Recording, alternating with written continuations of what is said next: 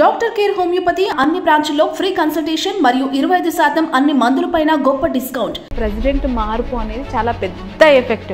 Just 3 months లోనే confusion create అయింది. మేము కష్టపడి వడ్డించిన ఇస్తరి కాంగ్రెస్ వాళ్ళకి ఇచ్చేసినాము అనే జ్ఞానోదయం అయితే అందరికీ కలిగింది. రేవంత్ రెడ్డి గురించి ఒక కన్ఫ్యూజ్డ్ ఐడియా ఉండే. కాంగ్రెస్ అధిష్టానము అయితే ఒక జోకే. అలాంటి జోకే ఈరోజు రాష్ట్రంలో అధికారంలో ఉంది. రాష్ట్రంలో అది వేరు. అలాంటి షర్మిల పార్టీ కాంగ్రెస్లో విలీనం అవుతున్న క్షణాన తాను మాట్లాడిన మాట, మణిపూర్లో క్రిస్టియన్స్ మీద జరిగిన అఘాయిత్యాలు, ఘాతికాలు తనని బాధించాయని, బాధేసిందని. బీజేపీ స్పోక్స్ పర్సన్గా మీరు ఏం చెప్తారు? డ్రామా అంటారు. Drama 100% drama.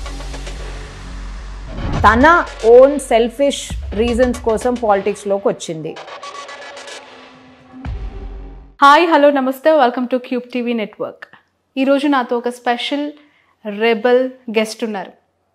ఆమె వృత్తి లాయర్, ప్రవృత్తి పాలిటిక్స్. విదేశాల్లో చదివిన ఆమె తెలంగాణ రాజకీయాల్లో రాణించాలని పావులు కదుపుతూ ఉన్నారు. బీజేపీ అమ్ముల పొదిలో ఉన్న rebel advocate and very strong lady Rachana Reddy ఇవాల్టి మన గెస్ట్. ఆమెతో మాట్లాడి తన పొలిటికల్ జర్నీ ఏ విధంగా కొనసాగించబోతూ ఉన్నారు, అడ్వకేట్గా తను ఎన్నో కార్యక్రమాలు చేశారు, ఎన్నోసార్లు ప్రభుత్వానికి ముచ్చెమటలు పట్టించేలాగా బోన్లో నిలబెట్టి ఎన్నో కేసుల్లో ఇన్వాల్వ్ అయిన వ్యక్తి రచనారెడ్డి గారు. Let's talk with her. నమస్తే అండి. రచనారెడ్డి గారు చూడడానికి బక్కపల్చగా చాలా కామన్ ఫీమేల్ అడ్వకేట్గా కనిపిస్తున్నారు, కానీ మీ వాయిస్ చాలా వైలెంట్ అని, మీరు ఏదైనా టార్గెట్ చేశారు అంటే వాళ్ళ పని కథం అని టాక్ ఉంది. ఏంటి ఆ వాయిస్ వెనుకున్న రహస్యం? వాయిస్ వెనక ఉన్న రహస్యం అంటే, నేను అడ్వకేసీ ప్రొఫెషన్లో ఇప్పుడు 18th year ఇది. It's my 18th year. అయితే ఫస్ట్ నుంచే, అంటే అడ్వకేసీ ప్రొఫెషన్ కన్నా ముందు కూడా నేను ఒక ఒపీనియన్ సెట్ చేసుకుంటే దాని నుంచి పక్కకు జరగడం అయినా, డీవియేట్ అవ్వడైనా చాలా, అంటే లైక్ ఇట్స్ అంటే ఒక సిచ్యువేషన్ చేంజ్ అయితే తప్ప అది ఎప్పుడు కాలేదు. సో నేను ఒక పాయింట్ లైక్ ఒక ఒపీనియన్కి రావడం అయినా, లేకపోతే ఒక స్టాండ్ మీద ఉండడం అయినా, లేకపోతే ఒక ఇష్యూ మీద ఈ సైడ్ తీసుకోవాలా, ఆ సైడ్ తీసుకోవాలా డిసైడ్ చేసుకోవడం అయినా అక్కడ టైం తీసుకుంటాను, కానీ ఒకసారి ఆ డెసిషన్ అయిపోతే సో అది వెళ్ళిపోవడమే అన్నమాట. And I don't change my stand for anything and anyone, ఆ సిచ్యువేషన్ చేంజ్ అయితే తప్ప. సో ఆ రకమైన opinionated in a positive way, opinionated negative కూడా ఉంటారు. అంటే లైక్ ఉన్నదాని లేని దాని గురించి ఒపీనియనేటెడ్ ఉండడు. రెగ్యులర్లీ అయితే నేను చాలా ఈజీ గోయింగ్ పర్సన్ని, అంటే లైక్ అంత చల్తా హే, మన హైదరాబాదీ చల్తా హే యాటిట్యూడే. కానీ ఏదన్నా స్పెసిఫిక్ కొన్ని ఇష్యూస్ ఉంటాయి చూడండి, and some specific serious issues, legal issues that are important to me and serious to me, నేను I'm very very opinionated about them. So ఆ ఒపీనియనేటెడ్ ఉన్నప్పుడు, అంటే ఒక దాని గురించి ఆలోచించి, దాని గురించి రీసెర్చ్ చేసి ఒక స్టాండ్ మీద వచ్చేసిన తర్వాత ఇక దానికి ముందట వెనక ఏముండదు. అండ్ దాని గురించి ఒక ప్రశ్న వస్తే నేను నా స్టాండ్ని ఎంత దూరం వరకైనా డిఫెండ్ చేసుకుంటా. సో అంటే అదే మా అడ్వకేసీలో బయటకు వస్తుంది అనుకుంటా. అండ్ ఇంకోటి ఏంటంటే, నా చల్తా హే ఈజీ గోయింగ్ యాటిట్యూడ్ జడ్జి ముందట వచ్చిన తర్వాత, లేకపోతే ఒక కేసులో నేను వాదిస్తున్నప్పుడు అది కంప్లీట్లీ చేంజ్ అయిపోతుంది. ఎవరికి నన్ను అండ్ కన్విన్స్ చేయడానికే ప్రయత్నిస్తాను, కానీ నేను ఒక స్టెప్ వెనక్కి వేయడం అనేది ఇప్పటి వరకు లేదు.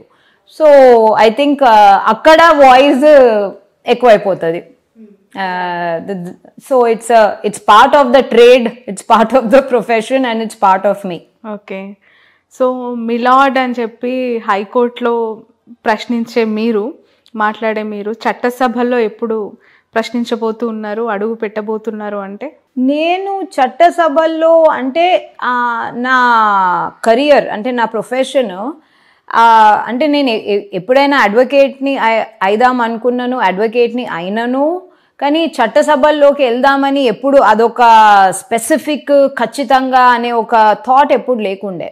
సో నా అడ్వొకేసీనే అంటే లైక్ అడ్వొకేసీనే నేను ఎలాంటి కేసెస్ చేశాను, ఇప్పుడే మనం మాట్లాడాం నేను ఎటువంటి కేసెస్ చేస్తాను. నేను ఎప్పుడైనా constitutional cases, land, revenue, water, irrigation, criminal, ప్రవృత్తి ఉన్న ఇష్యూస్ ఉన్న కేసెస్ ఎక్కువగా చేస్తాను. సో ఇన్వేరియబుల్లీ ఏమైందంటే ఇటువంటి కేసెస్ మూలంగా అండ్ ప్లస్ ఇటువంటి కేసెస్లో ఉన్న పబ్లిక్ ప్రాబ్లమ్స్ మూలంగా public interest litigations plus individual cases ఇక అది యాంటై గవర్నమెంట్ అన్నట్టు అదొక ముద్ర వచ్చేసింది.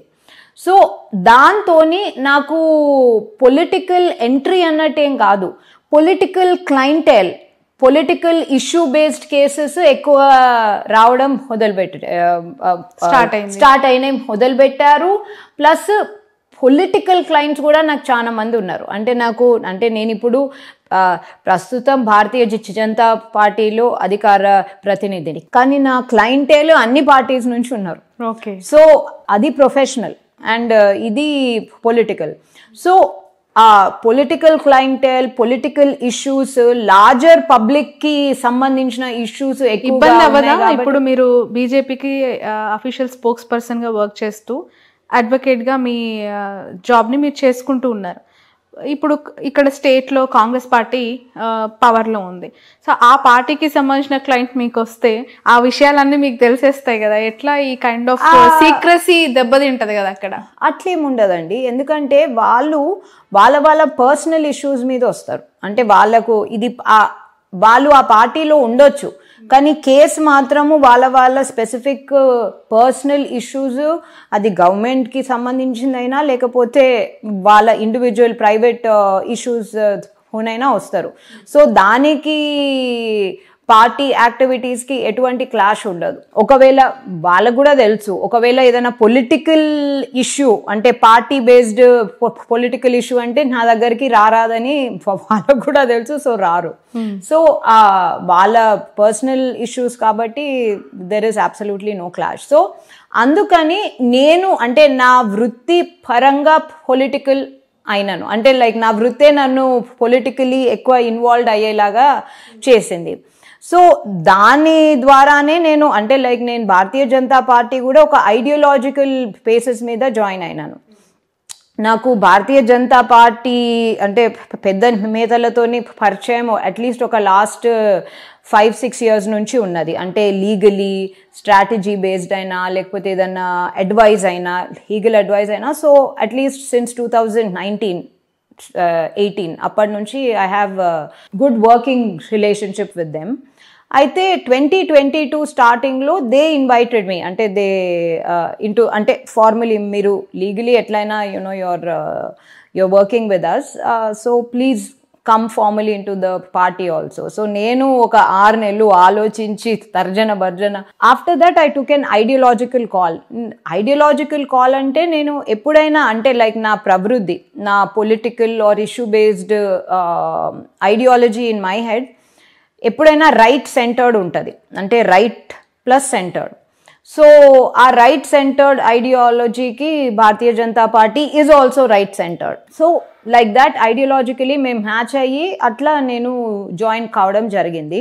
సో ఇప్పుడు పొలిటికల్ పార్టీలో కూడా ఉన్న my profession is profession and politics is politics. రెండుకి సమానత్వం ఏం లేదు. అండ్ దాని జాగాల్లో అది, దీని జాగాల్లో ఇది. సో చట్టసభలు అంటారా, విల్ హ్యావ్ టు సీ. మీరు అడ్వకేట్గా కొనసాగుతూ ఉన్నప్పుడు బీజేపీ ఇన్వైట్ చేసింది, but before that you are collaborated, you are joined in Kodandaram గారి పార్టీ. అసలు ఎందుకు పొలిటికల్గా ఎంటర్ అయ్యారు? ఎందుకు కోదండరామ్ గారి పార్టీ నుంచి బయటికి వచ్చారు? అంటే నేను నేను కోదండరామ్ గారితోని టీజేఎస్సీతోని అడ్వకేట్ లాగానే కొలాబరేట్ అయ్యాను. అయితే టీజేఎస్ పార్టీ ఎస్టాబ్లిష్మెంట్ ఒక అట్లీస్ట్ ఒక 6 months తర్వాత 2018 నవంబర్లో ఒక 25 days కోసం పార్టీ జాయిన్ అయ్యాను. టీజేఎస్సీతోని అడ్వకేట్ లాగా ఎలా కొలాబరేట్ అయ్యి చాలా కేసెస్ వేసాను కోదండరామ్ గారితోని. TJS just barely 20 days join అయ్యి బయటకు వచ్చేసాను. ఎందుకంటే ఐడియాలజికలీ నాకు మ్యాచ్ కాలేదు. అండ్ ఐడియాలజికలీ మ్యాచ్ కానప్పుడు మనము బయటకు వచ్చేసి జస్ట్ లీగల్ సపోర్ట్ అవసరమైనప్పుడు లీగల్ సపోర్ట్గా ఉంటేనే సరిపోతుంది, I don't need to be a part of the party అని చెప్పేసి బయటకు రావడం జరిగింది. అండ్ ఐడియాలజికలీ ఇది లేనప్పుడు అంటే లైక్ ఒక ఈక్వానిమిటీ రానప్పుడు అది అన్కంఫర్టబుల్ అయిపోతుంది మేడం. సో అన్కంఫర్టబుల్ అయినప్పుడు మనం ఉన్న ఒకటే మనం పని కూడా సరిగ్గా చేయలేము. సో అటువంటప్పుడు ఇప్పుడు ఏమైనా ర్యాప్ ఉందా? కోదండరామ్ గారితో మాట్లాడుతూ ఉంటారు ఎప్పుడైనా? చాలా రేర్గా, అంటే ఎప్పుడైనా ఎక్కడన్నా కలిస్తే తప్ప రెగ్యులర్గా ఏం పెద్ద మాట్లాడలేదండి. Okay right. రచనారెడ్డి గారు, మీరు pure Telangana, Hyderabadi, later on Hyderabadi అనుకోవచ్చు. ఎట్లా సాగింది మీ ఎడ్యుకేషన్, క్వాలిఫికేషన్స్ అండ్ స్టడీస్ అంతా ఇక్కడ? నేను ప్యూర్ తెలంగాణైట్, అబ్సల్యూట్లీ 100%. మా ఊరు ఎల్లారెడ్డి కాన్స్టిట్యువెన్సీలో వస్తుంది, నాగిరెడ్డిపేట ఊరు, కామారెడ్డి జిల్లా. సో అక్కడనే మా యాన్సెస్ట్రల్ హౌస్ అదంతా అక్కడనే ఉంది. అక్కడి నుంచి నేను ఉండేదైతే హైదరాబాద్లోనే ఎక్కువ. సో నేను ఇక్కడ సెయింట్ ఆన్స్ సికింద్రాబాద్లో I did my nursery to 12th class అక్కడనే. 14 years Saint Ann's Secunderabad Arepally. Kalvakuntla Kavitha garu మీ సీనియరా? ఆమె సెయింట్ ఆన్స్కి వెళ్ళిందా? సెయింట్ పాల్సా? సెయింట్ హ్యాన్స్ అనుకుంటా. ఐ థింక్ తను ఎక్కడో ఒక దగ్గర చెప్పారు స్పీచ్లో. నాకు సరిగ్గా నేను పాల్స్ అనుకున్నాను, బట్ మేబీ ఇక నాకు సీనియర్ ఇఫ్ సెయింట్ ఆన్స్ అయితే ప్రాబబ్లీ 3 years or 4 years నా సీనియర్ అయ్యి ఉంటుంది. ఆఫ్టర్ దట్ ఇక మళ్ళీ నేను అండర్ గ్రాడ్యుయేషన్ కోసం సెయింట్ ఫ్రాన్సిస్ బేగంపేట్, అక్కడ మాస్ కమ్యూనికేషన్స్ అండ్ జర్నలిజమే నా under graduation with political science and public administration. అక్కడ నుంచి ఇమీడియట్లీ అంటే నేను మాస్టర్స్ ఇన్ మాస్ కమ్యూనికేషన్స్ చేయాలా లేకపోతే అప్పటికల్లానే నాకు లా అంటే ఇష్టం ఉండే. So I was like no, I want to become a lawyer. అంటే నేను ఒక 9th grade 10th grade కల్లానే నాకు లా చేయాలని ఇంట్రెస్ట్ ఉండే. సో ఇమీడియట్లీ నాకు ILS లా కాలేజ్ పూణేలో స్పోర్ట్స్ కోటాలో వచ్చింది. Oh nice. Okay. I was a tennis player. So ILS law college పూణేకి వెళ్ళిపోయి అక్కడ లా అయిపోగానే ఇమీడియట్లీ ఇక్కడ బార్ కౌన్సిల్లో, అప్పుడు ఆంధ్రప్రదేశ్ కదా, బార్ కౌన్సిల్లో ఎన్రోల్ అయ్యి ఇమీడియట్లీ నేను లాస్ ఏంజలస్కి UCLAకి నా LLM కోసము వెళ్ళిపోయాను. సో అక్కడ LLM 1 year LLM కాగానే immediately I got my job also there. So OPT, optional practical training, and H1B. So నేను అక్కడ ఒక లా ఫర్మ్, ఒక not for profit human rights law ఫర్మ్లో I worked for almost close to 5 years, 4.5 years. And 2010లో ఇండియాకు వాపస్ వచ్చేసాను.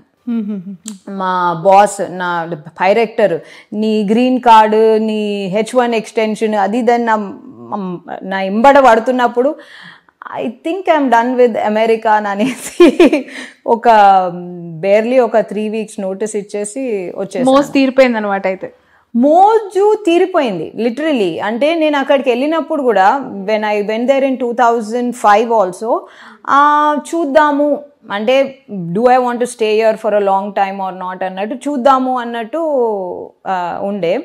కానీ after 5 years also I did not see America as a place where I wanted to spend the rest of my life. అంటే to translate in to green card or US citizen నాకు interest లేకుండే. So immediately 2010లో నేను resign, 2 jobs ఉండే అప్పుడు. అంటే నేను లా ఫర్మ్లో practice చేస్తుంటేనే plus నేను ఒక అడ్జంక్ట్ ఫ్యాకల్టీని కూడా ఉంటేనే. అక్కడ ఒక ఇంటర్నేషనల్ బిజినెస్ స్కూల్ ఉండే లాస్ ఏంజలస్లో. So I use to be an adjunct faculty there. నేను weekly 3 sometimes 4 times in the evenings 1 hour కోసం క్లాసెస్ తీసుకుంటుంటే. So I resign that job and my main job also, and I came back in 2010. 2010లో వచ్చిన తర్వాత నేను 3 years NALSAR university ఉంది కదా మన శంషాబాద్, షామీర్పేట్, నల్సార్ యూనివర్సిటీలో I was an assistant professor for 3 years for law. Then I అప్పుడు నేను చేంబర్ ప్రాక్టీస్ చేస్తుంటిని, అంటే like advice and consultation, contract work and all of that. Then I became a full-fledged litigation lawyer after those 3 years in India. So అప్పటి నుంచి ఇక కొట్టుకోవడం, కొట్లాడుకోవడం continue అవుతుంది. తిట్టించడం so అది కంటిన్యూ అవుతుంది. ఎందుకంత అంటే న్యాయ వృత్తి పైన ఎందుకంత మక్కువ, ఇష్టం అంటే ఏం చెప్తారు? ఎందుకు ఎంచుకున్నారు అసలు దీన్ని? నాకు లా అనేది అంటే ఇట్ ఈస్ చాలా ఫ్లెక్సిబుల్ మేడం. అంటే ఫ్లెక్సిబుల్ అంటే లా అనేది ఒక ఐవరీ కాసిల్లో జస్ట్ ఒక ఇండిపెండెంట్గా ఉండదు. Law is very connected with politics, law is very connected with society, social happenings, everything. So it is a very social political being. So law అనేది సరే ఒక బుక్లో రాసుంది అదే ఫాలో అయిపోతాం అదే అన్నట్టు ఉండదు. ఆ బుక్లో రాసున్నా కానీ దాన్ని జడ్జ్ ఎలా ఇంటర్ప్రిట్ చేస్తారు, మనం ఇంటర్ప్రిట్ చేసిన దాన్ని జడ్జ్ ఎలా ఒప్పుకుంటాడు, it is a very politico legal, it's a very evolving process.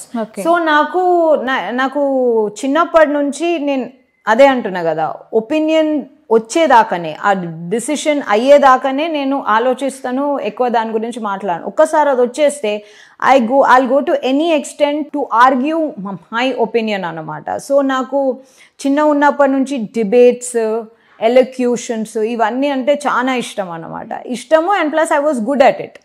So అందుకోసం మాస్ కమ్యూనికేషన్స్ కాకపోతే లా అనే ఇది అంటే మాస్ కమ్యూనికేషన్స్ మాస్టర్స్ ఎందుకు చేయలేదంటే because I was always interested in law. And అట్లయి I took it up. And as a person also నాకు లెక్కలా రావు, సైన్స్ మీద ఎక్కువ ఇంట్రెస్ట్ లేదు. So I always was captivated by the legal profession. And నాకు ఇప్పుడు అనిపిస్తుంది that it is the only thing I can do very well. At everything else I'm very mediocre అని అనిపిస్తుంది. So I love this job, I love this profession. And legal profession కూడా నాకు నేను అనుకునే కన్నా చాలా ఎక్కువగా ఇచ్చింది. సో నేను ప్రొఫెషన్కి నేను ఇచ్చుడు కన్నా ఎక్కువ అదే నాకు it's given me so many dividends. So yeah right. చాలా సందర్భాల్లో లైక్ మల్లన్న సాగర్ భూ నిర్వాసితుల పక్షాన ఉండి ఇట్లా ప్రభుత్వాన్ని కూడా చాలా భయపెట్టారు, వణికించారు. సో నెక్స్ట్ ఎలాంటి అంశాలతో మళ్ళీ ప్రభుత్వాన్ని ఇరుకున పెట్టే ప్రయత్నం చేయబోతున్నారు రచనారెడ్డి అని చెప్పి చాలామందికి ఒక క్యూరియస్ ఉంటుంది. కేసీఆర్ ప్రభుత్వం ఉన్నప్పుడు ఈ కాళేశ్వరము, పాలమూరు భూ నిర్వాసితుల ఇష్యూ స్టార్ట్ అయింది. అయితే గమ్మత్ ఏంటంటే భూ నిర్వాసితుల చట్టం అంటే ల్యాండ్ అక్విజిషన్ యాక్ట్ కూడా కొత్తది అప్పుడే వచ్చింది, 2013లో వచ్చింది. అండ్ 14లో మన తెలంగాణ వచ్చింది, కొత్త ప్రభుత్వం వచ్చింది. సో ఆ ఫస్ట్ యాక్ట్ అంటే కొత్తగా వచ్చిన చట్టాన్ని ఛాలెంజ్ చేసి, ఆ చట్టాన్ని ఫాలో అవుతలేరు ఛాలెంజ్ చేసి స్టేజ్ లేకపోతే ఆర్డర్స్ తీసుకురావడం తెలంగాణలోనే, భారతదేశంలో it's one of the important aspects. తెలంగాణలో అదొక ఘట్టం అయిపోయింది. ఎందుకంటే కాళేశ్వరము స్టార్ట్ అయింది ఇంచుమించు 2015 మధ్య నుంచి స్టార్ట్ అయింది. అప్పుడే ఈ కొత్త చట్టాన్ని పక్కకు పెట్టేసి ఇంకో ఏదో ఇష్టం వచ్చిన జియో పాస్ చేసుకొని భూసేకరణ చేద్దామని అనుకున్నారు. సో అప్పుడు మనము స్టార్ట్ చేసిన ఫైట్ అదంతా అంటే కాళేశ్వరం మీద, పాలమూరు రంగారెడ్డి మీద, వీళ్ళు భూ నిర్వాసితులకు ఒక డ్యూ ప్రాసెస్ ఫాలో అవుతలేరు, భూసేకరణ చట్టాన్ని పక్కకు పెట్టేసి ఇష్టం వచ్చిన జియో కింద వెళ్ళిపోతున్నారు. ఇంకా ఈ ప్రాజెక్టులకు అసలు ఎన్వైరన్మెంటల్ క్లియరెన్స్, ఫారెస్ట్ క్లియరెన్సెస్ ఏమీ లేవు. అయినా కానీ భూసేకరణ చేస్తూనే ఉన్నారు, వాళ్ళని అక్కడి నుంచి ఒబ్బేస్తూనే ఉన్నారు. అండ్ అదొక అంటే ఒక రెబెల్ వాతావరణం క్రియేట్ అయినాయి ఆ ఊర్లలో. ఇప్పుడు ఆ 14 ఊర్లు ఏనే లేవు అనుకోండి మన మల్లన్న సాగర్ ఊరు.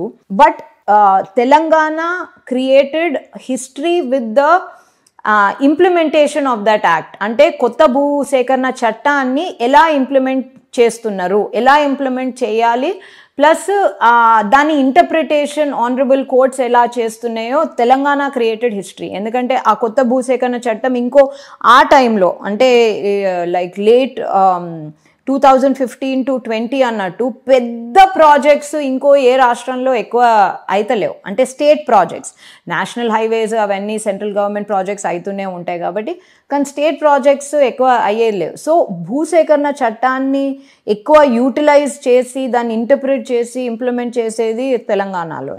సో అప్పుడు అంటే మీ క్వశ్చన్కి ఆన్సర్, నేను గవర్నమెంట్తో కొట్లాట పెట్టుకోవాలని ఏం పెద్ద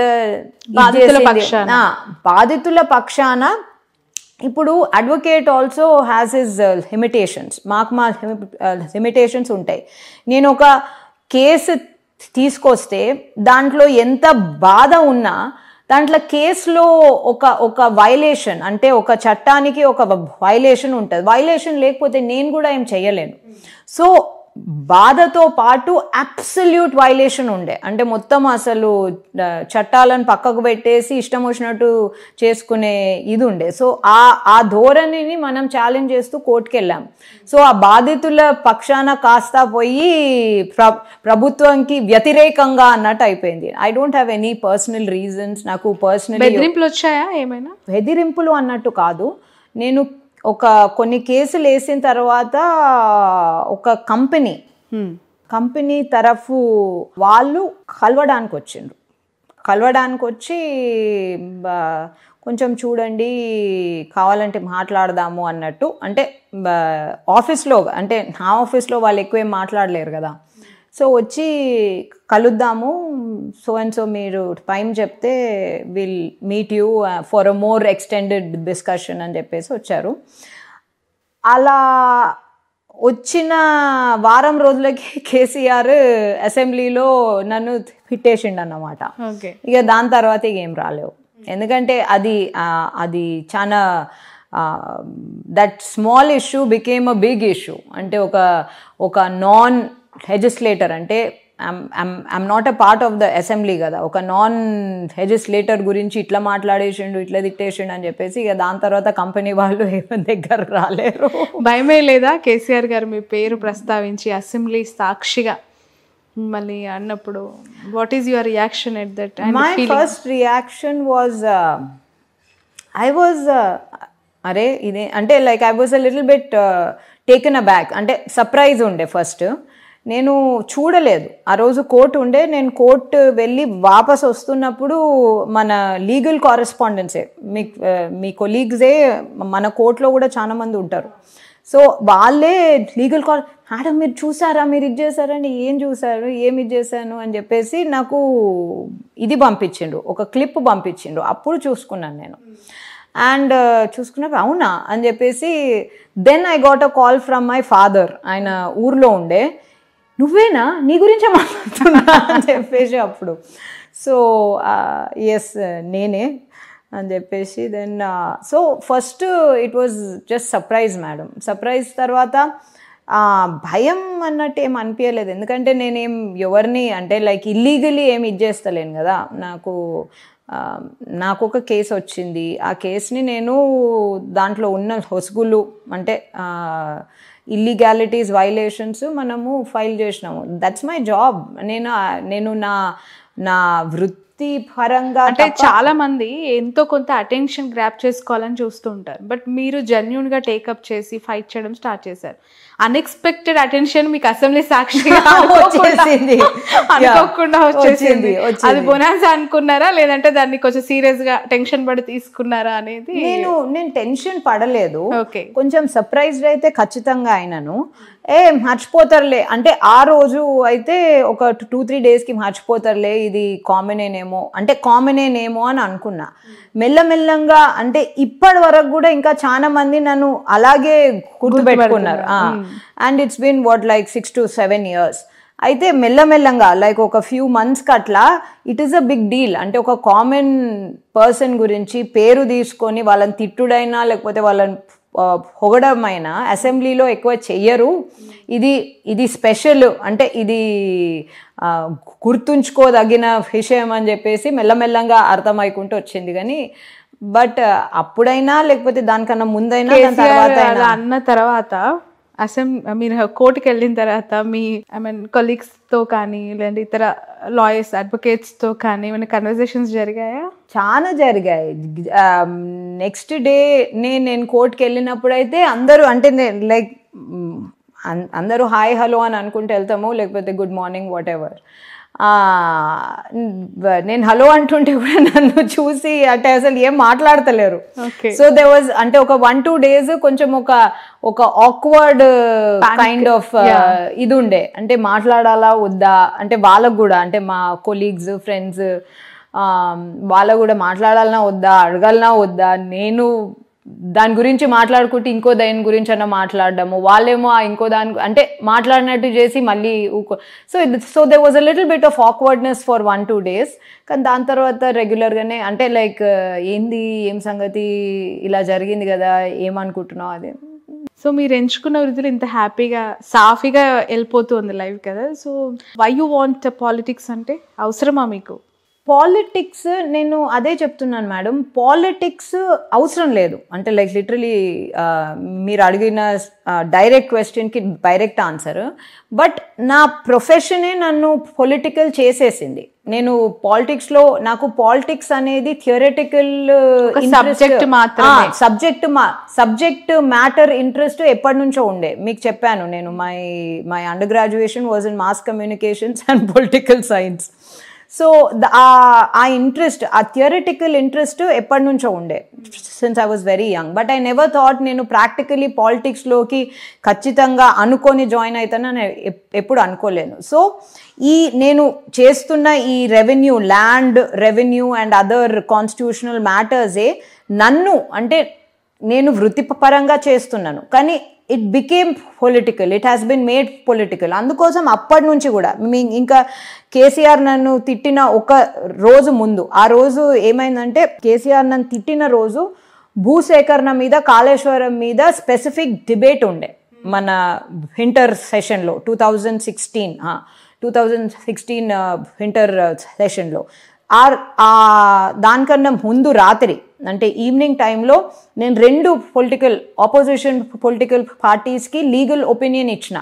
వాళ్ళు అంటే ఇది కొత్త చట్టం, మేము ఏం అడగాలి, ఏం మాట్లాడాలి, డిబేట్ స్పెసిఫిక్ ల్యాండ్ భూసేకరణ మీద డిబేట్ అవుతుందంటే నేను వాళ్ళకు క్లియర్గా ఈ ప్రశ్నలు ఇలాంటి జవాబులు రావాలి, మీరు ఈ ప్రశ్నలు అడగొచ్చు అని ఒక లీగల్ ఒపీనియన్ ఇచ్చాను ఇద్దరికి. సో వాళ్ళు కూడా ఫోన్ చేసిండ్రు ఇలా నన్ను తిట్టిన తర్వాత, మీ గురించే ఎక్కువ మాట్లాడడంలే, మీ ప్రశ్నల గురించి కాకుండా అని. సో అంటే నా కేసెస్ పొలిటికల్ అయ్యాయి, ఆ కేసెస్తో పాటు నన్ను కూడా పొలిటికల్ చేసేసిండ్రు. అంటే నేను మాట్లాడే విధమా లేకపోతే అంటే ఒపీనియనేటెడా వాట్ ఎవర్ రీజన్. సో అప్పటి నుంచి పాలిటిక్స్తోని ఇష్యూస్తోని ఒక క్లోజ్ సంబంధం ఉండే.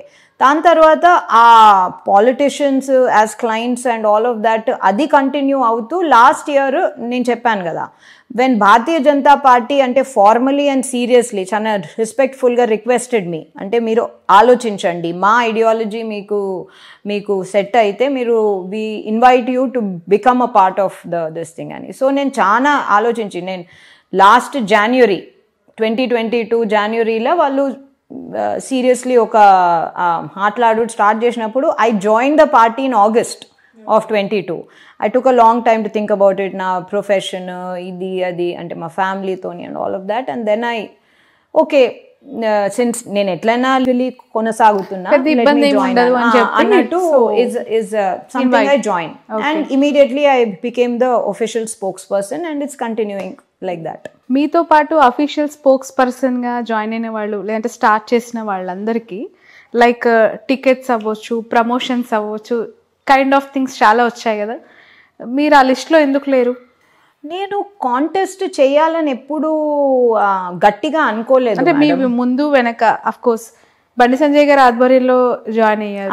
అవును. అండ్ సిరిసిల్లలో ఆమెకి ఎమ్మెల్యే టికెట్ ఇప్పించారు. సో నెక్స్ట్ రచనారెడ్డి ఏ రేస్లో ఉంది, జహీరాబాద్ ఎంపీ రేస్లో ఉంది అని సమాచారం, ఆయన ప్రయత్నాలు చేస్తున్నారు అని ఇన్ఫర్మేషన్. నేను అంటే ఎంపీగా పార్టీ అధిష్టానం గిట్లా అనుకుంటే ఖచ్చితంగా ఐల్ ఒబే అండ్ నేను ఎంపీగా కాంటెస్ట్ చేస్తాను. కానీ నేను స్పెసిఫిక్గా అంటే జైరాబాద్ అంటే అది మా ఫాదర్ మదర్ ఇద్దరి ఇది మా యాన్సెస్ట్రల్ హోమ్ కూడా అక్కడే ఉంది. కామారెడ్డిలో మా యాన్సెస్ట్రల్ హోమ్ ఉంటుంది. మా మదర్ ఏమో జుక్కల్ ఖాన్స్వాడ ఏరియా నుంచి, సో ఎల్లారెడ్డి. అండ్ అది మొత్తము అంటే మా ఊరు, మా దగ్గర కావాల్సిన వాళ్ళు, ఎక్స్టెండెడ్ ఫ్యామిలీ మొత్తం అదే బెల్ట్లో ఉంటుంది. సో అది మా స్వగ్రామం అనుకోవచ్చు, అంటే సొంత constituency if you will. So అందుకోసం జైరాబాద్ అని అనుకుంటుండొచ్చు. అండ్ ఎనీవేస్ అంటే నా ప్రొఫెషన్కి తో పాటు నన్ను పొలిటికలీ కూడా పార్టీ ఒకవేళ నన్ను ముందటికి రమ్మంటే ఖచ్చితంగా విల్ థింక్ అబౌట్ ఇట్. మీ ప్రయత్నాలు ఎలా ఉన్నాయి? ప్రయత్నాలు అంటే నేను 18 ఏళ్ళ నుంచి ఈ ప్రొఫెషన్లో ఉన్నాను. నా ప్రొఫెషనే చాలా issue based, politically motivated, politicised criticised profession. నేను లాస్ట్ ఇయరే సీనియర్ అడ్వకేట్, ఆనరబుల్ హైకోర్టు నన్ను సీనియర్ అడ్వకేట్గా డెసిగ్నేట్ చేసింది హైకోర్టు కోసము. సో నేను బీజేపీకైనా ఎవరికైనా అంటే ఇంకో ఏ పొలిటికల్ ఇష్యూ మీద నేను చాలా అడ్వైజ్ కేసెస్ వేసింది చాలా ఉంది. దాంతోపాటు నేను I'm the official spokesperson for the last ఇప్పుడు క్లోజ్ టు 2 years అవుతుంది. ఇంకొన్ని మంత్స్ అయితే 2 years అవుతుంది. I'm continuing. సో పార్టీ ఐడియాలజీని అయితే నాతోని అంటే నేను అనుకుంటున్న ఐడియాలజీతోని it's because I'm also a very firm nationalist. అంటే నేషనలిజంకి ఏ ఎక్స్క్యూజ్ ఉండొద్దు అని అనుకుంటాను నేను. So it is the same. So ఇవన్నీ ఉన్నాయి. సో పార్టీ నన్ను యాజ్ అ ఉమెన్ అంటే ఎస్పెషలీ 33% విమెన్ రిజర్వేషన్ వచ్చింది కూడా, అంటే ఇంకా ఇంప్లిమెంట్ కాకపోయినా వచ్చేసింది కాబట్టి if the party thinks so then why not, absolutely. Okay, చాలా గుళ్ళు, గోపురాలు, మఠాలు, పీఠాలకి తిరుగుతున్నారని సమాచారం వచ్చింది. జైరాబాద్లో నేను వెళ్ళానండి. జైరాబాద్లో నేను ఈ మధ్య అందుకోసమేనా టికెట్ కావాలి అని గుళ్ళ చుట్టూ ప్రదక్షిణలు చేసి నేను అంటే కొంచెం బీజేపీ హైకమాండ్ కూడా ఈ మత పెద్దలు లేదా పీఠ అధిపతులతోని చాలా దగ్గర సంబంధాలు మెయింటైన్ చేస్తుంది కదా. అవును అవును, వాళ్ళని ఒప్పిస్తే హైకమాండ్ ఒప్పించినట్టే అని భావించేమైనా మఠాలకి తిరుగుతుంది? లేదండి, అట్లేం లేదు. బీజేపీ అంటే హైకమాండ్ అయినా లేకపోతే బీజేపీ అంటే మన పొలిటికల్ పార్టీ అయినా కొంచెం మీరు చూస్తే చాలా రిలీజియస్, అంటే ఈ రిలీజియన్ ఆ రిలీజియన్ అని కాదు, బట్ ఇట్ ఈస్ రిలీజియస్. అయితే నేను జైరాబాద్లో ఉన్న 3 పెద్ద గుడ్లకి వెళ్ళింది లాస్ట్ ఇయర్, ఈ మధ్య కాలంలో కాదు. లాస్ట్ ఇయర్ నాకు ఇలా ఉన్నాయి పెద్ద గుళ్ళు. ఒకటేమో మన సిద్ధి వినాయక స్వామి గుడి ఒకటి ఉంది, అది చాలా పెద్దదంట, నాకు తెలియదు అది అంత పెద్దదని. సో దానికి వెళ్ళడం జరిగింది. ఇంకో 2 గుడ్లకి వెళ్ళాను. సో నేను ధార్మికంగానే వెళ్ళాను, టికెట్ కోసం ఇట్లా కాదు, నాట్ ఇంటెన్షనల్. అండ్ స్పెసిఫికలీ ఈ మధ్య కాలంలో కాదు. So last year some time in September, October వెళ్ళాను. ఎందుకంటే ఇలా ఉన్నాయని చెప్పినప్పుడు ఒక వీకెండ్ చూసుకొని వెళ్ళి కలిసి వచ్చాను. అండ్ ప్లస్ చాలా బాగుంటాయి అవి. అంటే నాకు అంటే ఆధ్యాత్మికంగా కూడా మనము అంటే ఇప్పుడు మన యాదగిరి గుట్ట, మన యాదాద్రిని ఎలా డెవలప్ చేసుకున్నామో ఇవి చాలా పాత గుళ్ళు, ఇవి జైరాబాద్లోనే ఉన్నాయన్నట్టు నేను జైరాబాద్ వాసిని, నాకే సరిగా తెలియదు లాస్ట్ ఇయర్ వెళ్ళిన దాకా. సో అవిటిని పెంపొందించి అవిటిని పెద్ద పీఠాలుగా చేస్తే చాలా మంచిగా ఉంటుంది ఆధ్యాత్మికంగా తెలంగాణ కూడా అని అనుకుంటున్నాను నేను. ఓకే, మొన్న బీజేపీ విక్టరీకి సంబంధించి మీ కామెంట్ ఏంటి? 8 seats గెలుపొందారు కదా, అందులో మీ నియోజక ఆఫ్ కోర్స్ కామారెడ్డి కూడా జాయింట్ కిల్లర్. ఎట్లా చూస్తున్నారు? అంటే ఖచ్చితంగా అంటే ఆ బెల్ట్ మొత్తము దాంట్లో హిందుత్వవాదం ఖచ్చితంగా ఉంది. దాంతోపాటు కామారెడ్డిలో ఏం చూసిండ్రంటే ఖచ్చితంగా స్థానికతతో పాటు ఈ క్యాండిడేట్ అంటే ఈ నియోజకవర్గానికి ఇతను అంటే మన వెంకటరమణారెడ్డి గారు 3-4 years నుంచి చాలా చేశారు. గుళ్ళ డొనేషన్స్ ఇవ్వడం అయినా, లేకపోతే రిపేర్ చేయించడం అయినా, లేకపోతే రెనోవేషన్స్ చేయించడం అయినా, లేకపోతే డిఫరెంట్ కార్యాలకు కమ్యూనిటీస్కి ఇవ్వడం అయినా, కొన్ని కమ్యూనిటీ హాల్స్ కూడా కట్టించారంట. సో ఆ కామారెడ్డికి ఇన్ఫ్రాస్ట్రక్చరలీ అతనికి పోచింది ఆయన ఖచ్చితంగా చేసిండ్రు. సో అది కామారెడ్డి ప్రజలు దాన్ని గుర్తించి ఓటు వేయడం జరిగింది. ఎక్కడనో fly by the night proof చేసుకోవడం, నేను ఎక్కడ నిలబడ్డా కానీ గెలిచేస్తానని ప్రూఫ్ చేసుకోవడానికి వచ్చినట్టు కేసీఆర్ అయినా రేవంత్ రెడ్డి అయినా అలా కాదు కదా. మీరు ప్రూవ్ చేసుకోవడానికి వస్తే ఏం ప్రూవ్ చేసుకుంటున్నారో అది చెప్పాలి. ఏం ప్రూవ్ చేసుకుంటున్నారు మీరు? ఇప్పుడు రేవంత్ రెడ్డి అయినా కేసీఆర్ అయినా కామారెడ్డికి ఏం చేస్తారు అంటే, మాకు కామారెడ్డికి ఓటేస్తే ఏం చేస్తారో ఏం చెప్పలేదు. ఏదో మేము సీఎం క్యాండిడేట్లము లేకపోతే సీఎం క్యాండిడేట్లం కాబోతున్నాము కాబట్టి ఆ నియోజకవర్గంతో పాటు ఇక్కడ కూడా వచ్చేస్తున్నాం అనే ధీమాతోని వచ్చిండ్రు. సో అది ఆబ్వియస్లీ ఒక సీఎం క్యాండిడేట్ మా నియోజకవర్గానికి సంబంధించి ఎమ్మెల్యే అనుకున్నప్పుడు ఆ సీఎం అయ్యే వ్యక్తి మేము గెలిపిస్తే ఖచ్చితంగా మా నియోజకవర్గం అభివృద్ధి పీక్స్లో ఉంటుంది, ఎక్సలెంట్, మేము ఇంకా రాష్ట్రంలోనే నెంబర్ 1 కాన్స్టిట్యున్సీగా అయిపోతామని ఎందుకు ప్రజలు అనుకోలేదు అక్కడ, ఎస్పెషల్లీ కామారెడ్డి? కేసీఆర్ గురించి అనుకున్నారు, అందుకనే ఆయన క్లోజ్ సెకండ్ వచ్చిండు. కేసీఆర్ గురించి అనుకున్నారు ఎందుకంటే ఆయన 2 సార్లు చీఫ్ మినిస్టర్ ఉండే, అంటే ముఖ్యమంత్రి ఉండే. 3ఓసారి అప్పటికల్లా ఎవరికి తెలియదు కదా ఏ పార్టీకి గెలుస్తుంది ఏ పార్టీ ఓడిపోతుందో. సో కేసీఆర్ గురించి సరే గజ్వేల్ని సిద్దిపేటని ఫస్ట్ క్లాస్ చేసేసిండు, ఇప్పుడు కామారెడ్డిని కూడా చేశారు. కానీ కేసీఆర్కి ఎక్కడ దెబ్బ కొట్టిందంటే కేసీఆర్ మీద కోపం కూడా ఉండే. ఆ కామారెడ్డి మాస్టర్ ప్లాన్ దాని గురించి చాలా రివోల్టే అయింది, రెబెలియనే అయింది. లాస్ట్ ఇయరే 2022లోనే, 2022 కూడా కాదు 2023 స్టార్టింగ్లోనే దాని గురించి మాస్టర్ ప్లాన్ గురించి ఎంత హొల్లైందంటే they had to take back the master plan. అంటే ఇప్పటికి రివోక్ చేసిండ్రు, మొత్తం క్యాన్సిల్ చేయలేదు, ఇప్పటికీ రివోక్ చేసిండ్రు. సో ఆ కోపం కూడా ఉండే, అక్కడ కేసీఆర్ దెబ్బతిన్నాడు. అండ్ రేవంత్ రెడ్డి గురించి ఎవరికి ఏమి థాట్స్ లేకుండే, ఎవరికి ఏమి ఈయన అంటే ఫస్ట్ కాంగ్రెస్ గెలుస్తుందా, ఈయన చీఫ్ మినిస్టర్ అయితే చేస్తాడా అంటే ఏం పెద్ద. రేవంత్ రెడ్డి గురించి ఒక కన్ఫ్యూజ్డ్ ఐడియా ఉండే కామారెడ్డిలో మీరు చూస్తే, ఎందుకంటే కాంగ్రెస్ అప్పటికల్లా గెలవలేదు, రేవంత్ రెడ్డిని ఇంకా గెలవదు. ప్లస్ ఈయన కొడంగల్ ఎట్లయినా ఉంది. ప్లస్ అక్కడ ఆ టైంలో ఏమైందంటే కొడంగల్ని ప్రొటెక్ట్ చేసుకోవడానికి కేసీఆర్ ఇంకా బీఆర్ఎస్ పార్టీ కొడంగల్ మీద కాన్సన్ట్రేట్ చెయ్యకుండా ఈయన కామారెడ్డిని ఎంచుకున్నాడు అనే ఒక పెద్ద న్యూస్ కూడా ఓకే. అప్పుడు మెయిన్ ఫోకస్ ఇక్కడ ఉంటది, మెయిన్ ఫోకస్ ఇక్కడ ఉంటది. నేను కొడంగల్లో నా పని నేను చేసుకొని నేను ఎమ్మెల్యేగా గెలిచి. బట్ కేటీఆర్ సవాల్ చేశారు కదా, ఖచ్చితంగా కొడంగల్లో రేవంత్ ని ఓడగొడతామని చెప్పారు కదా. ఇక ఎంత సవాల్ చేసిండ్రో అది కేటీఆర్కి తెలవాలా. ఎందుకంటే రేవంత్ అయితే గెలిచిండు, ఇక్కడ రేవంత్ ఇస్ నంబర్ 3 అయినా కానీ కేసీఆర్ ఇస్ నంబర్ 2. సో కేసీఆర్కి అక్కడ అంటే కేసీఆర్ నుంచి అంటే as an incumbent chief minister KCR నుంచి ఎక్స్పెక్ట్ చేసిండు, సరే గజ్వేల్ సిద్దిపేట లాగా ఇది కూడా తీర్చిదిద్దుతారు కానీ కామారెడ్డి మాస్టర్ ప్లాన్ మళ్ళీ తీసుకొస్తాడేమో, ఇప్పటికీ రివోక్ చేసిండు కానీ క్యాన్సిల్ చేయలేదు, మళ్ళీ తీసుకొస్తాడేమో అనే భయం కూడా ఉండే. సో ఆబ్వియస్లీ వెంకటరమణారెడ్డి గారి ఆనెస్టీ అండ్ అతని డెడికేషన్ గెలిచింది అతనికి. రైట్. సో ఓవరాల్గా after elections internal BJP politics ఎట్లా ఉన్నాయి రచనారెడ్డి గారు? ఎందుకు అంటే కొన్ని వర్గాలుగా విడిపోయారు. ఫస్ట్ ఆఫ్ ఆల్ నేను మిమ్మల్ని అడగాల్సిన క్వశ్చన్ ఏంటంటే మీది ఏ వర్గం అని అడగాలి. బండి సంజయ్ గారిదా, ఈటెల గారిదా, కిషన్ రెడ్డి గారిదా, ఇట్లా ఏ వర్గం అని అడిగి ఈ క్వశ్చన్ అడగాలేమో, అలా అయిపోయింది ఇంటర్నల్గా. So what is your opinion on that? Opinion అంటే మేడం, బీజేపీ ఎప్పుడు కాంగ్రెస్ లాగా ఉండదు, అంటే అంత దీనంగానైతే అయిపోదు. సో నాకు తెలిసి ఆ సో కాల్డ్ వర్గ విభేదాలు కొంచెం హంసిపోయినాయి.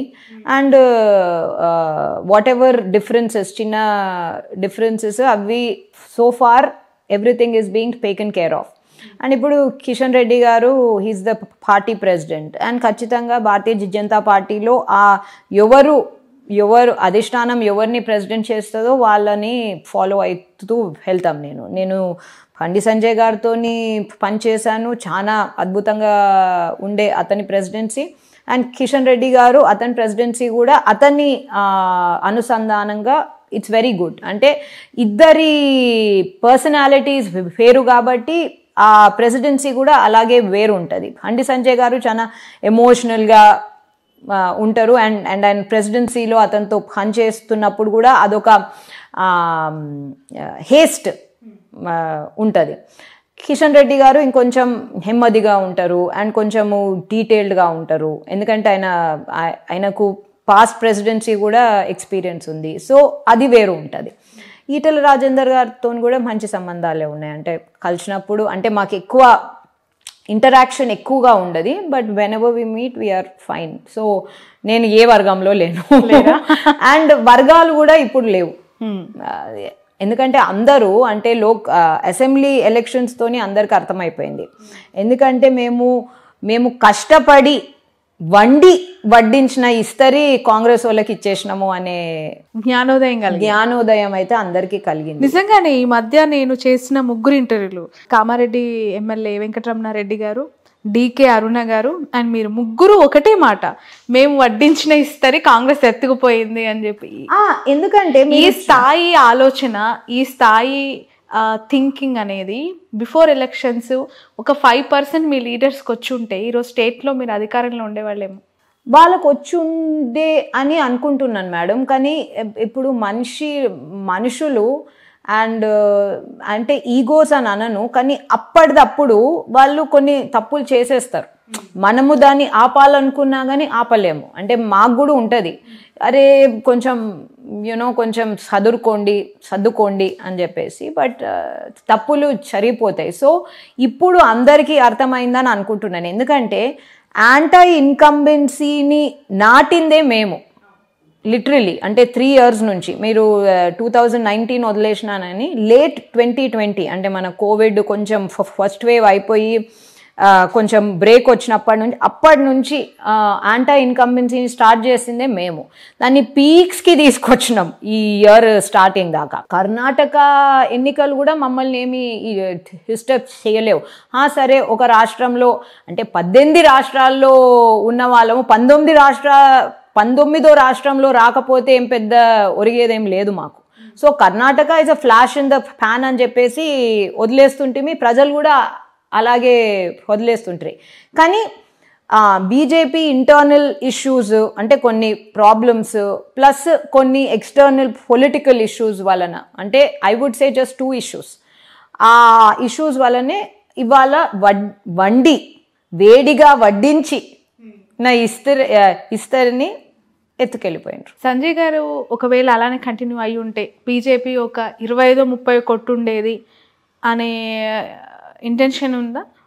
నేను అది కిషన్ రెడ్డి గారి లోపము అని ఖచ్చితంగా అనను. ఎందుకంటే అది కంటిన్యూయేషన్ ఉంటుండే. అంటే ప్రజలకు ఇట్స్ ఆల్ అబౌట్ పర్సెప్షన్ అని మీకు కూడా తెలుసు. Politics is 80% about perception madam. అదైతే నేను లోపల ఉండి నేను చెప్తున్నాను. ఎగ్జాక్ట్లీ. మనము లోపల ఎంత కొట్టుకున్నా ఎంత తన్నుకున్నా బయట ఇంకోలాగా అనిపిస్తే ఆ బయటదే చెల్లుతుంది అన్నమాట.